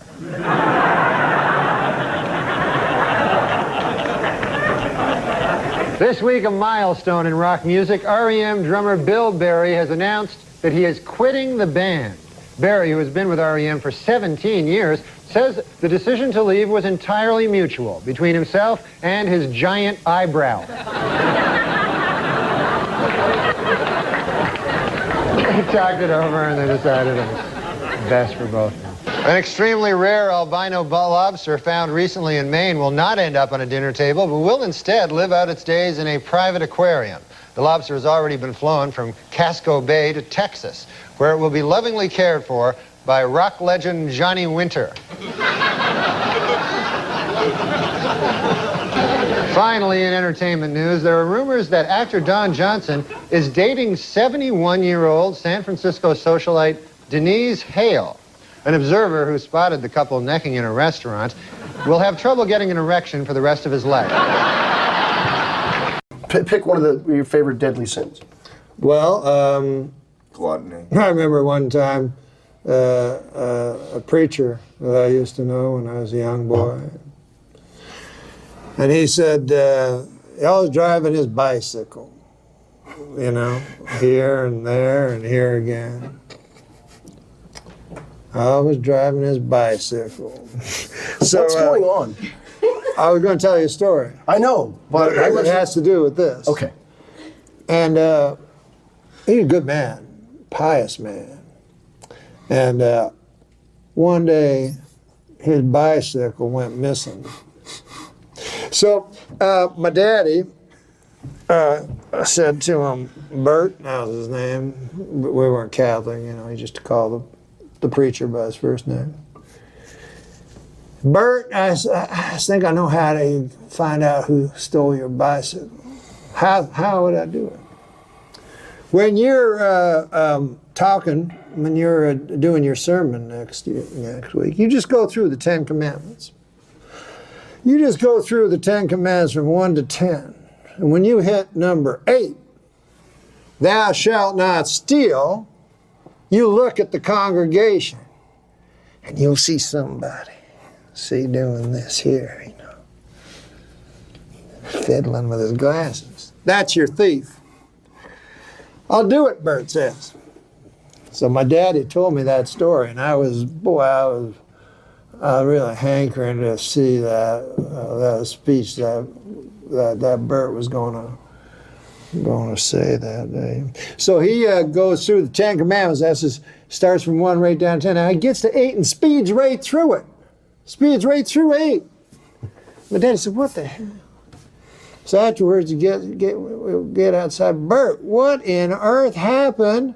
Number 8 was the one you were supposed to go. You know, why'd you speed through it? Bert says, "Well, I'll tell you why. When I came to number 7 in the 10 Commandments, thou shalt not commit adultery. By golly, I remember where I put my bike." He was fucking Widow McClanahan. Then it's not adultery. She's a widow. No, but he's a man of the cloth. Oh, he's a Catholic. He's a priest. No, he's a reverend, but we have our, you know. So that's how we got there from the 7 deadly sins. Okay. Yeah. And come to think of it, I got addicted to you. Oh, no, no, no. And come to think of it, I need somebody like you. Oh,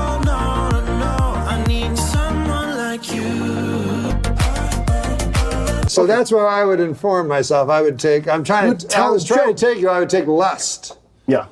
Because that's what I have most for. Lust for power, lust for money, lust for your glasses. Nice. Lust for your hat. Would you ever do that? Just take in the back of your mind and just talk a regular conversation, but in the back of your mind, you're coveting something. It gives you an intention. Yeah.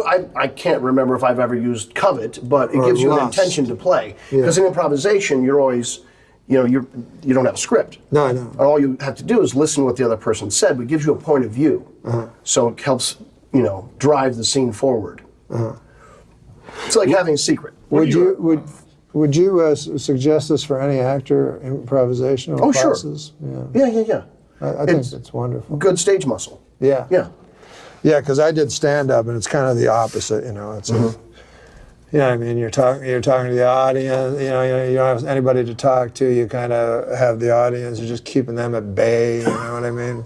You don't feel like you're in communion with the audience when you're doing stand-up? Well, now I do because I just speak to the audience. But before that, no. It's I mean, if you do a Second City show and 3 minutes, 4 minutes go by without a laugh, that's okay. On stage doing stand-up, that ain't okay. Not okay, unless you're telling a really interesting story. Yeah. Or a nice joke about a preacher. Goddamn, who doesn't like them preachers? Try to at least do comedy. I hope most of my evolving comes from being a decent person, but I'll tell you, make no mistake about it. A lot of it comes from, I don't want to be one of these comedians on the wrong side of history. And I fucking love comedy, but if you go look at old stuff, whew, God damn it, aren't comedians today going, that's embarrassing? Yes. And by the way, you could say this, well, whenever you look at comedy 30 years later, No, Rodney Dangerfield, I'm punching the wall. I'll tell you, I'm all right now, but last week I was in rough shape, Now, last week I told my wife I needed a home improvement loan. She gave me $1,000 to move out. I'll tell you, my wife, there's always something, Well, the other day I called her up. I said to her, honey, I've been thinking about the last time we had sex. I'm getting excited. She said, who is this? I'm not talking about that it's whether it was funny then or not. How much of it is racist or sexist or homophobic? Fluffy, the audiences are liking it. So now I think about it today because so quickly you can turn into doing the same thing. You're like, so you got to be very aware of it. And that's You've why got to look into the future. It's like the word retard. And finally, the Oscar nominations were announced this week, and Tom Hanks and Jodie Foster are in a heated competition in the Academy's controversial new category, Best Retard.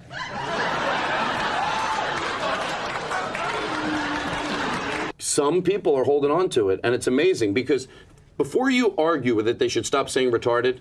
I like to ask two questions. I go, number one, because you have to find out about their past. And if they answer these questions differently, I give them the different speech. I go, do you think Jew me down? Do you think we stopped it because we shouldn't have had to, but people are so PC?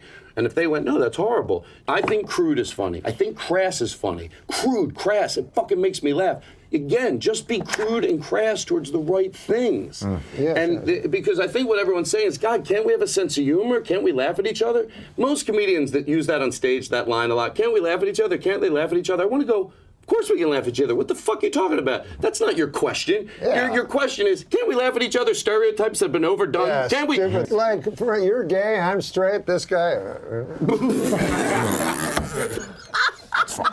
Do you think we stop saying N-rig, which means, or N-rich, or nigger-rich, or nigger-rig, which were terms that some people are going, were they terms? Because, well, it's a fine. Or do you think we just shouldn't use people? Or what they say when you, stop with that joint there, you're getting spit on it. So, no, hold on a second. So most people would say that we stopped those things because it was egregious. Yes. I know what I'm saying. I know. And so you have to say, so if the answer, that's saying, I didn't need to be honest with my feelings. But I go, and whenever anybody says I don't need to be a woman about it, you know what they're really saying? It's like when people go, I don't mean to be a Jew about it. Well, you just were. So you can't just erase it. You can't go, normally I would pay full price, but a little Jew slipped in me. I got a little Jew in me, but not normally I wouldn't Jew you down. Yeah. I know what I'm saying. No, he said that the other night. He said, I never said a Jew slipped in me. I thought you said a little Jew slipped into you. I know it's time to close my eyes to old ends, open up to new friends, leave my heart in Berlin, where the tables turning, seeking out the What about this one time I was auditioning for this is the first time I was ever an American. I was auditioning for the Joan Rivers show. So me and Howard Busgang were from Canada, and we got the show. I didn't do it, but we got the show along with Mario Cantone. And so Mario Cantone, we were at the Hyatt, you know, and me and Howard Busgang and this other guy are smoking a joint. I'm not smoking, but they're both smoking this joint. So I say, why don't you invite Mario Cantone over? You know, I'm sure he likes it. Weed, comedians. So phone up. Mario Cantone goes, I'll be right over. So he comes over with his lover. Clearly they had been just fucking, like sweat, red faces, everything, right? And so they go, yeah, we'll take some. They're smoking it so fast, you know? And they're obviously using it as an aphrodisiac, you know, to go back. Then they hand it back, all this spit. Now this was in a very serious time of AIDS. What are you, Norm, are you okay? I mean, and I love your manicness. I'm just saying, Howard Busgang smoked that joint. What's this have to do with them and they're just fooling around? He spoke like someone from the 1920s. He would talk about hobos. Yeah. And he would say my wife, I have a battle axe. Yeah. You know, he talked in this way that was from a different time. I'm just an old lump of coal. Some of my strongest material comes from real life. Real life? Like, for instance, today I was driving in a car. You were kind enough to bring a car to bring this old chunk of coal here to the studio. We send cars for our guests, yes. Yeah, so I got in it, and I get material that way. So my driver. What do you mean? How do you get material that way? You get in the car, and what happens? My driver tells me a joke. I'm scared now. No. Firstly, Conan, I'm thankful for the fine ladies who live across this country and leave pies on their windowsills. So an old chunk of coal like me might have a meal from time to time. Okay. I am going to return to my former sexual lifestyle. Well, yeah, what's that? It's trying to find a lady and convincing her to let me lie down on top of her. That sounds so romantic, the way you describe it. I want to lie down on top of you and take a nap? What do you... I'm just an old chunk of coal that likes the, you know. Old chunk of coal. Yeah. Likes S&M, apparently. No, that's what I was just trying to. I'm getting back to just lying on top of a lady. Okay, all right. I play Geezer, who's me, actually. Geezer's just an old chunk of coal that, you know. Thank you for having this old chunk of coal from the Ottawa Valley on your big city program. We are so pleased to have you with us, Norm. But my Merle Haggard was opening for him, you know. Okay. And I'm just an old chunk of coal. And I like Merle. I wrote a song later on called I'm Just an Old Chunk of Coal, but I'm going to be a diamond someday. Yeah. It's supposed to be a lump of coal, but... Everybody says lump of coal, yeah, but I like chunk. Chunk sounds better. It does, more masculine or something. Down in Texas, they say chunk. Give me a chunk of that cake or a pie or something like that. Morsel of coal. Oh, yeah. Chunk. Yeah, chunk. A chunk of it. A lot of people. I'm just an old chunk of coal now, Lord, but I'm gonna be a diamond someday. When they talk about that song, say lump of coal. I don't know if you know. I know they do because that's a natural thing to say. Yeah. But it didn't sound good to me. Briquette? No, but you know, the reason I don't like lump of coal is it brings me right to a Christmas stocking. You know what I mean? That they put lumps of coal. He's on a roll. No, but that is why I love. I know it's time to close my eyes to old ends, open up to new friends, leave my heart in Berlin, where the tables turning, seeking up the... Joining us now, comedian Tom Green is on the line. Norm was a frequent guest on Tom's talk show and a friend of his. Tom, thanks so much for coming on the show. Yeah, thanks for having me. It's such a sad day for comedy and for everybody who loves comedy, and just wanted to send my condolences and sympathies to Norm's family and friends and all of his fans here in Ottawa and around the world. As you mentioned, he was from Ottawa. He went to Gloucester High School, as you mentioned. I always considered him an Ottawa boy there, eh? And, when I was a kid, I started doing stand-up comedy myself in Ottawa at Yuck Yucks, and that was before Norm had made his big, had his big break, and was before he was on SNL. And I was probably 15 years old, going down to the basement of the Beacon Arms Hotel, where Yuck Yucks was at the time, on Albert Street.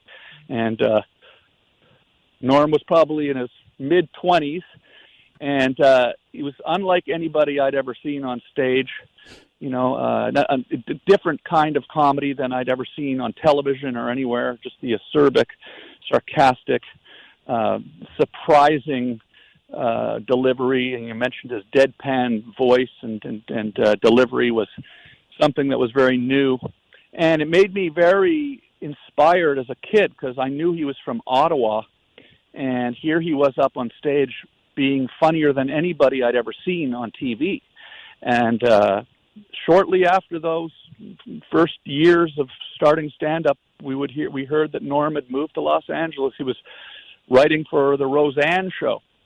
And it just was amazing to think that somebody who was doing stand-up at Yuck Yucks only a year earlier was now living in Hollywood. And then Saturday Night Live and his incredible career afterwards was something that was just so inspiring to me as a kid in Ottawa who wanted to do stand-up. And it made me so happy when I eventually did move down to Los Angeles myself and was doing my show, that Norm was very generous with his time. I don't know if it was because I was from Ottawa and I grew up on Monson Crescent, just down the road from Jasper, where he grew up, and we sort of would have a laugh about that. But he would come to my show, and when I was doing my internet talk show in my living room in the early 2000s, and we would just sit up there on air and stream before web streaming was a thing, and have laughs like you wouldn't believe. What was he like as a guest, Tom? What was it like to have him on the show? Well, he was just, the thing about Norm is he's just such a brilliant guy too, and he would find ways to talk about subjects that you wouldn't normally find yourself talking about, and then he would find comedy in them in places that you would never expect. And his just delivery was just, of course, incredible. His whole way about him was very unique and just hilarious. And for me, I was like I said, I was so in awe of him that it made for an interesting show, because I was just so excited that he was coming up to my house, and he would come up time and time again. And I remember we would do the shows, and on the shows we would go live and we would take calls on the internet from people, and he would just always catch people off guard with really irreverent and ridiculous comebacks and jokes. But then after the show would end, this happened every time the show would end, and I was in my house at the time was in the Hollywood Hills, looking over the city of Los Angeles, and the show would end around midnight, and then Norm would want to stay, and we would end up going and sitting in my office. And at the time, YouTube was kind of a new thing, and we would just sit there late into the night watching comedy on YouTube, watching old Chris Farley bits or old Saturday Night Live pieces, or interesting, hilarious viral videos that we'd found, and we'd just sit up and he just wanted to hang out, Tom. Yeah, it really did feel like that, and that was the thing that always made me feel so great when I did that show was we tried to have people just come and hang out, but and I would invite up people that I loved and was respected and wanted to get to know in comedy, but it was always made me feel so nice that Norm would sort of stay there after every time, and we got to know each other really well, and it's such a sad day, for me personally. I just found out about this when everyone else did. He really did keep this quiet. I did not know that he was battling cancer. As a cancer survivor myself, I know how complex and stressful that can be. It makes me mean, it surprises me that and I wish in some ways that he'd reached out to me and talked to about it, because I could have been there for him as a cancer survivor. But I think it's probably, I'd like to think that he must have felt there was some element of surprise. He always felt that it was good to have an element of surprise in a joke, that a good joke, a great joke has to surprise you. And that was his style on stage, and it seems to be that might be maybe his final point was to catch us all off guard one last time, a showman to the end. Rest in peace. Tom, thank you so much for coming on the show and sharing these wonderful stories. It's such a fitting, lovely tribute to somebody who meant so much clearly to you and to so many listeners. A comedy legend. Thank you so much for coming on. Yeah, thank you very much. Rest in peace, Norm MacDonald, and thanks for calling. Appreciate it. You take care, Tom Green. Comedian Tom Green calling into the show. Knew Norm MacDonald. Spent some time with him as a friend, as somebody that he worked with, because, as he said, Norm would come on his talk show. And they got to know each other that way. Both of them also with that Canadian connection. You say I don't listen. I tell you I try. And we both got our own problems. So I said, I can think of something. I can handle it, you know. Because for like Letterman or somebody like that, it's real hard. You have to be really on the top of your game, as you know. Right, yeah. Because he's real funny. But The View, it's not that tough, you know, to keep up with. Right, sure. Star Jones or whatever, whoever they are. So Barbara Walters there, though. Yeah, she's tough to keep up with, right? I don't know what that means. So I'm like, I'll be fine. That's what I kept telling the guy. So the guy's like, but that's their job, you know. So this guy would always have ideas. He would phone me with ideas. He'd go, This goes on for weeks before the appearance, right? Weeks. It's almost like it becomes like work. It is. Talking to that guy is harder than talking to the host, you know? Yeah. And he's excited, and it's his job, so I don't want to. So he'd be like, what if he came out in a red wig? I'm like, what the fuck? Why would I do that, right? He's like, the gals have been teasing Barbara about, you know, tinging her hair. I'm like, no, but then it'll look like my idea, and then I got a red wig on, and, you know. Right, I have yeah. to take You it don't off. want to take part in their So, silliness. Just over and over, you know, every time. And he goes, well, do you have anything? I go, no, I can't think, but I'll think of something, you know. So he says, anyways, one of the ones he phones me, he goes, I'll tell you what you do, man. He goes, you come out. He goes, you're talking to the gals, and all of a sudden, your cell phone rings, right? He goes, it's in the middle of the show. Like, he's really excited, right? He goes, you answer the cell phone. You go, excuse me, ladies. He goes, we're not going to tell them about it. And the cell phone rings. He goes, excuse me, ladies. It's your agent, Morty. You know, he had this name. Right. Yeah. He goes, so you're like, Morty, you can't call me here. I'm on The View. You know, I'm on TV. Right. What do you mean you have an offer for me? You know, and I had this crazy Jewish accent in the story. You know, what do you mean? I can't do it. I'm on The View. So I'm like, yeah. I didn't want to, you know, you don't want to hurt people's feelings, you know. So I'm like, no, that one's, yeah, it sounds pretty good, but maybe I'll think of something else, you know. Right. He was so excited. Yeah. So anyways. This is getting to be a long story. No, it's fine. You know, we can actually stay on the air as long as we want. Oh, really? Yeah. So I get there. So, anyways, I'm really late, right? Because I had a big hand at this poker game. Right. So you show up right before you gotta go on the air. Show up. You know, so I'm going. I go. I got the story about Bill Cosby. I'll do that. I know how to do that story. I did it before on Letterman, and it'll be fine. So I go in. And I tell the guy, listen, man, I do this story about Letterman. So I walk out, you know. Now, unbeknownst to me, as I was walking out, this guy had muttered something. I hadn't slept for like 3 days.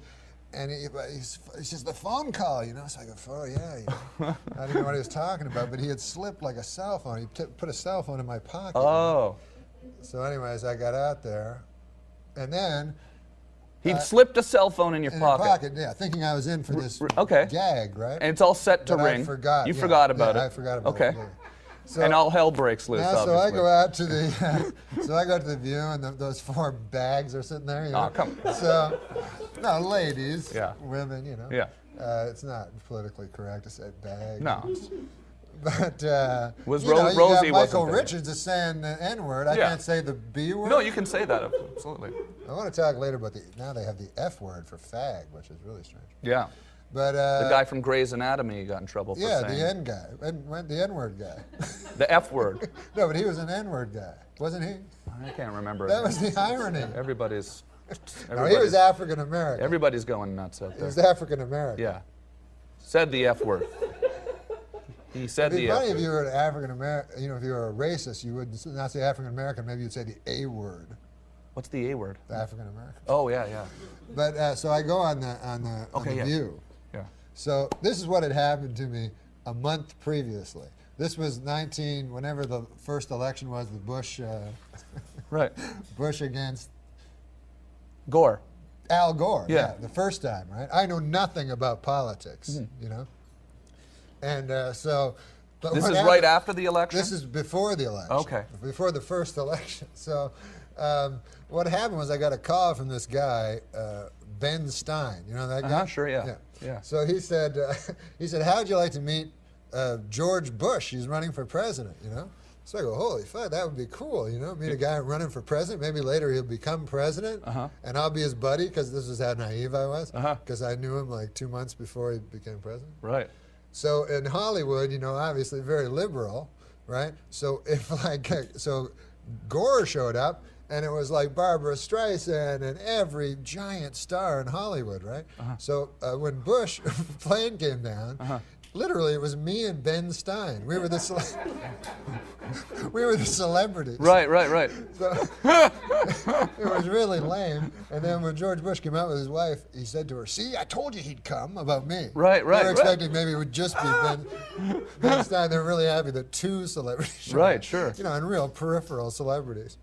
So, but it was cool because everyone hates George Bush and stuff. So I got to go on his airplane and talk to him. I talked to the guy for an hour. Got to hang out with him. Yeah. So it was really cool. You know, I don't know anything about politics, but it's cool to meet the guy that's going to might be the president. You know? Yeah. So, anyways, What did you talk to Bush about on his plane? I talked to him about, well, I don't know shit about politics, but he didn't know much either. He hadn't really been elected yet. No, he hadn't been elected and everything, and I told him some jokes, and he sometimes he'd go like, "There's mics" or something like that. Yeah. It's not a very interesting story. Right. That's cool. But see, it's a mini. This guy's been just sitting here listening to the whole story. That's why we haven't even introduced ourselves to him yet. What's your name? My name's David. Where are you? I'm just outside Montreal. Montreal. Okay, hold on a second. Okay, so you're about to walk out. Yeah, so I go on The View, right? Yeah. And I'm supposed to I said, I'll talk about the Bill Cosby story, you know? So anyways, the lady from The View goes, take a look at this picture. And show a picture of me standing beside presidential nominee George Bush. And then they're like... You're on The "What?" View now. Yeah, I'm on The View. And they're like, what's going on here? That's what the lady says to me, one of the ladies, right? Like it was a fucking Which picture was it? Star of, Jones, Meredith Vieira? Who's the fat black one?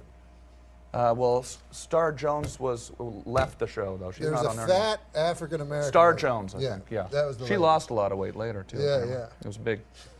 There was a big brouhaha over that. Was there? Yeah, but yeah. So she asked you that. So she's like, "What's going on here?"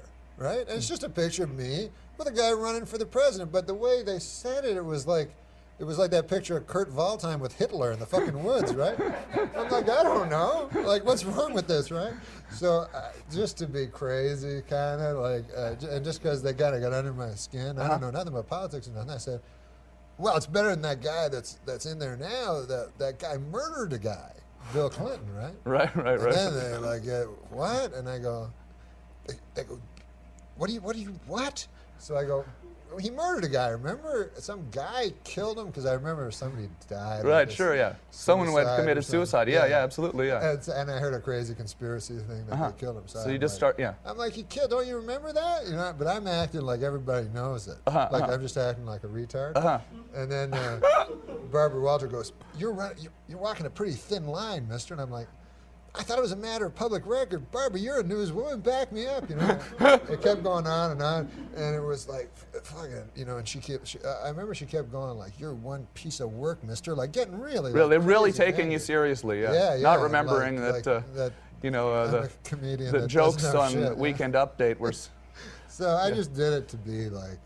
stupid. And then, so there's just like, you know, the audience like confused, you know, and the ladies are all angry. All of a sudden, I hear like coming out of the thing, like cling, ding, like it's a fucking fire alarm or something. What the fuck is that?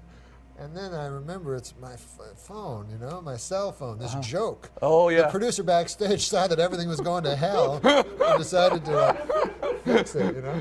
So like, I go, oh, yeah, I go, Morty, man, this is a bad time to call because all the ladies hate me now and stuff like that, you know. And Barbara Walters goes, what the hell are you doing? Like, she's just... Right. I go, nah, I know I'm a little scared. I go, I don't know. The guy backstage, he told me that it would be funny if I pretended my agent Morty called. And then there was like about 5 seconds of silence. And Barbara Walters said, we'll be right back. And then they gave me the boot. That is on YouTube right now? That's on YouTube right now, apparently, Bill. Yeah. Have you queued it up? No, I don't have it yet. Oh, you don't have it? We should try to find that. Oh, my, that's uncomfortable, huh? Have you been asked back? No. No? I thought it was fun. Oh, yeah, no, that's awesome. You love those uncomfortable moments, though, right? I like it, yeah.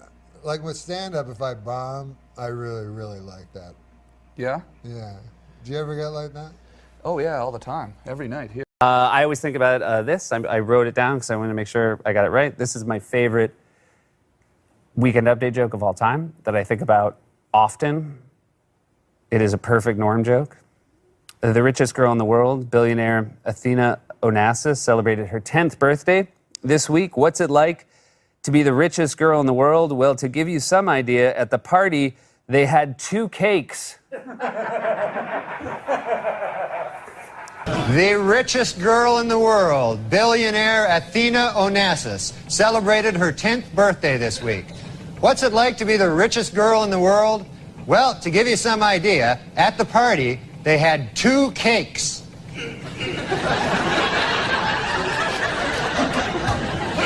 SNL 40th was a few years ago. I got to stand on stage with Colin Quinn and Kevin Nealon and Norm. And the SNL 40th was a night where everyone just got a couple things to say. There was in an effort to find, and I remember laughing really hard, not at what Norm was saying as much as the idea that any of us thought Norm would play by anyone else's rules on any night. We here are mere utility infielders. But right now, I'm going to introduce a man. Right now? Over the years, I started at SNL in 2001. And I remember one time Norm walked back into the studio to visit. I don't remember how old his son was at the time, but his son was young, and someone said, hey, Norm, how's being a dad? And he said, it's going great, still no abductions. That's the first thing I ever heard him say in person. My son was watching you on Update and said to me, you talk like Seth Meyers. And he told me that when he said that, he said, oh no, my son doesn't know how time works. He was the gold standard, and he will continue to be the gold standard. And how do you figure out how much to share about what goes on behind the scenes at SNL? Because I know that you were talking about Eddie not doing Bill Cosby on Howard Stern's show, and Seth Meyers wasn't crazy about that. He came out about the Ellen and said, I wouldn't have told that story. Seth Meyers said that? Yeah, he said, do we have the quote here? Just bring up the quote. He said, I wouldn't have told it. I feel the same way. I think when you're at SNL, you're seeing so many different things behind the scenes. There are often things to give away that are yours to give away. Norm played it in a way that is very Norm MacDonald. And he went on to praise you, but I don't know what that means. I mean, how do you choose what to reveal and what not to reveal, what to share and what not to share about an institution as powerful as this? I always think, what would Seth Meyers do? It's ridiculous. Do you have like a necklace or something with a WWSMD on it? Yeah. And whenever you're in a pickle, just hold that. And what would Seth do? Yeah, because, if you really want to be really funny, then that's what you want to do. You want to think, what would make Seth Meyers laugh? That's how I live my life. What do you think of his show? Of what show? The Seth Meyers show. It's not something I would do.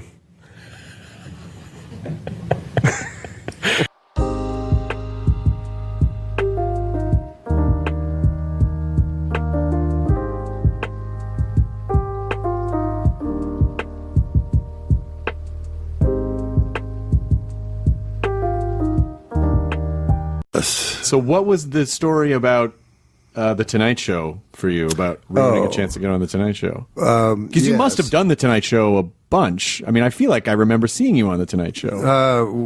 Well, there was The Tonight Show with Johnny Carson, and then there was afterward, you know. Right. But I was living in Canada, and I was kind of at my peak. I'd been doing, I got good at stand-up pretty quick.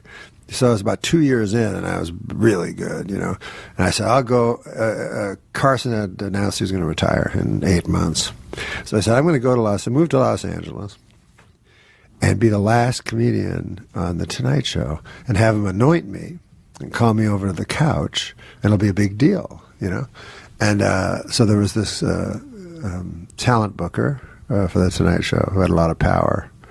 And he was the guy you had to get through as a gatekeeper.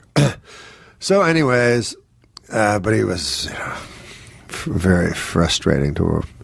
So I would do a set, you know, and he would come. First time I did the set, and he came up to me after. He goes, "I didn't like you, but I was really drunk." Jesus so I'm Christ. like, "Jeez, man." So I'm all right. Well, can I do it again? He's like, "Oh yeah, of course. I didn't care for him, but." You're probably funny. Everybody says you're funny. But I tell you, I was really hammered. I'm like, all right. So then the next time, I'm sitting there, and I look over. He's necking with a girl. I'm like, Jesus Christ. Like, what the fuck is this guy? So finally, he looks at the stage and sees me after, 7 tries, you know. And so then he goes, you're great, but you're not a Johnny comic. You're a Jay comic. People say these ridiculous things that have no meaning. So I'm like, what? He's like, you're more of a Jay, because Jay was doing Monday night as the guest host at that time, and it had already been revealed that he was going to take over. So he goes, you're a Jay comic, and I go, no, I think I'm a Johnny comic. Like that's what all my friends tell me. They always say, hey, you're a kind of a Johnny comic. He's like, I think you're a Jay comic. I'm like. So I'm in my head. I'm like, there's no fucking, it doesn't mean anything. What are you talking about? I was so angry. And then he says, like, whispers it to me. He goes, and also, Jay is going to take over the show. And I go, that was in the paper. Why are you whispering it? Everyone knows this thing. You're telling me in confidence, you know? So anyways, he says, Johnny will watch the Monday night with Jay, and everybody already knew at that point that Johnny hated Jay also, and even if he didn't, like Johnny Carson's going to watch the guest host on his day off, at 11:30. So I never got to do the Tonight Show. But then looking back, like I wasn't really a Carson guy. He was like the corny old guy to me. Yeah. You know what I mean? So I took it on faith that he was funny, and I'd see clips and he'd be funny. But I wasn't a guy who grew up with Johnny Carson. I was a guy who grew up with David Letterman. Right.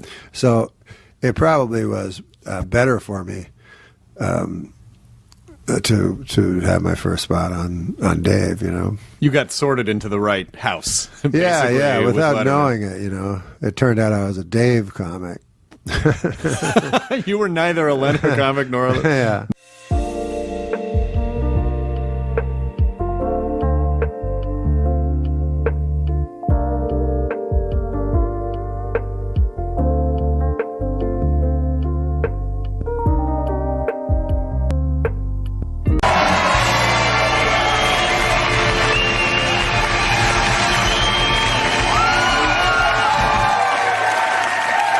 Thank you very much, ladies and gentlemen. You're familiar with the model Kate Upton? Well, apparently, she told the London Sun that life would be easier if she had small breasts. You know, I suppose that's true if by easier she means harder. We have a great show!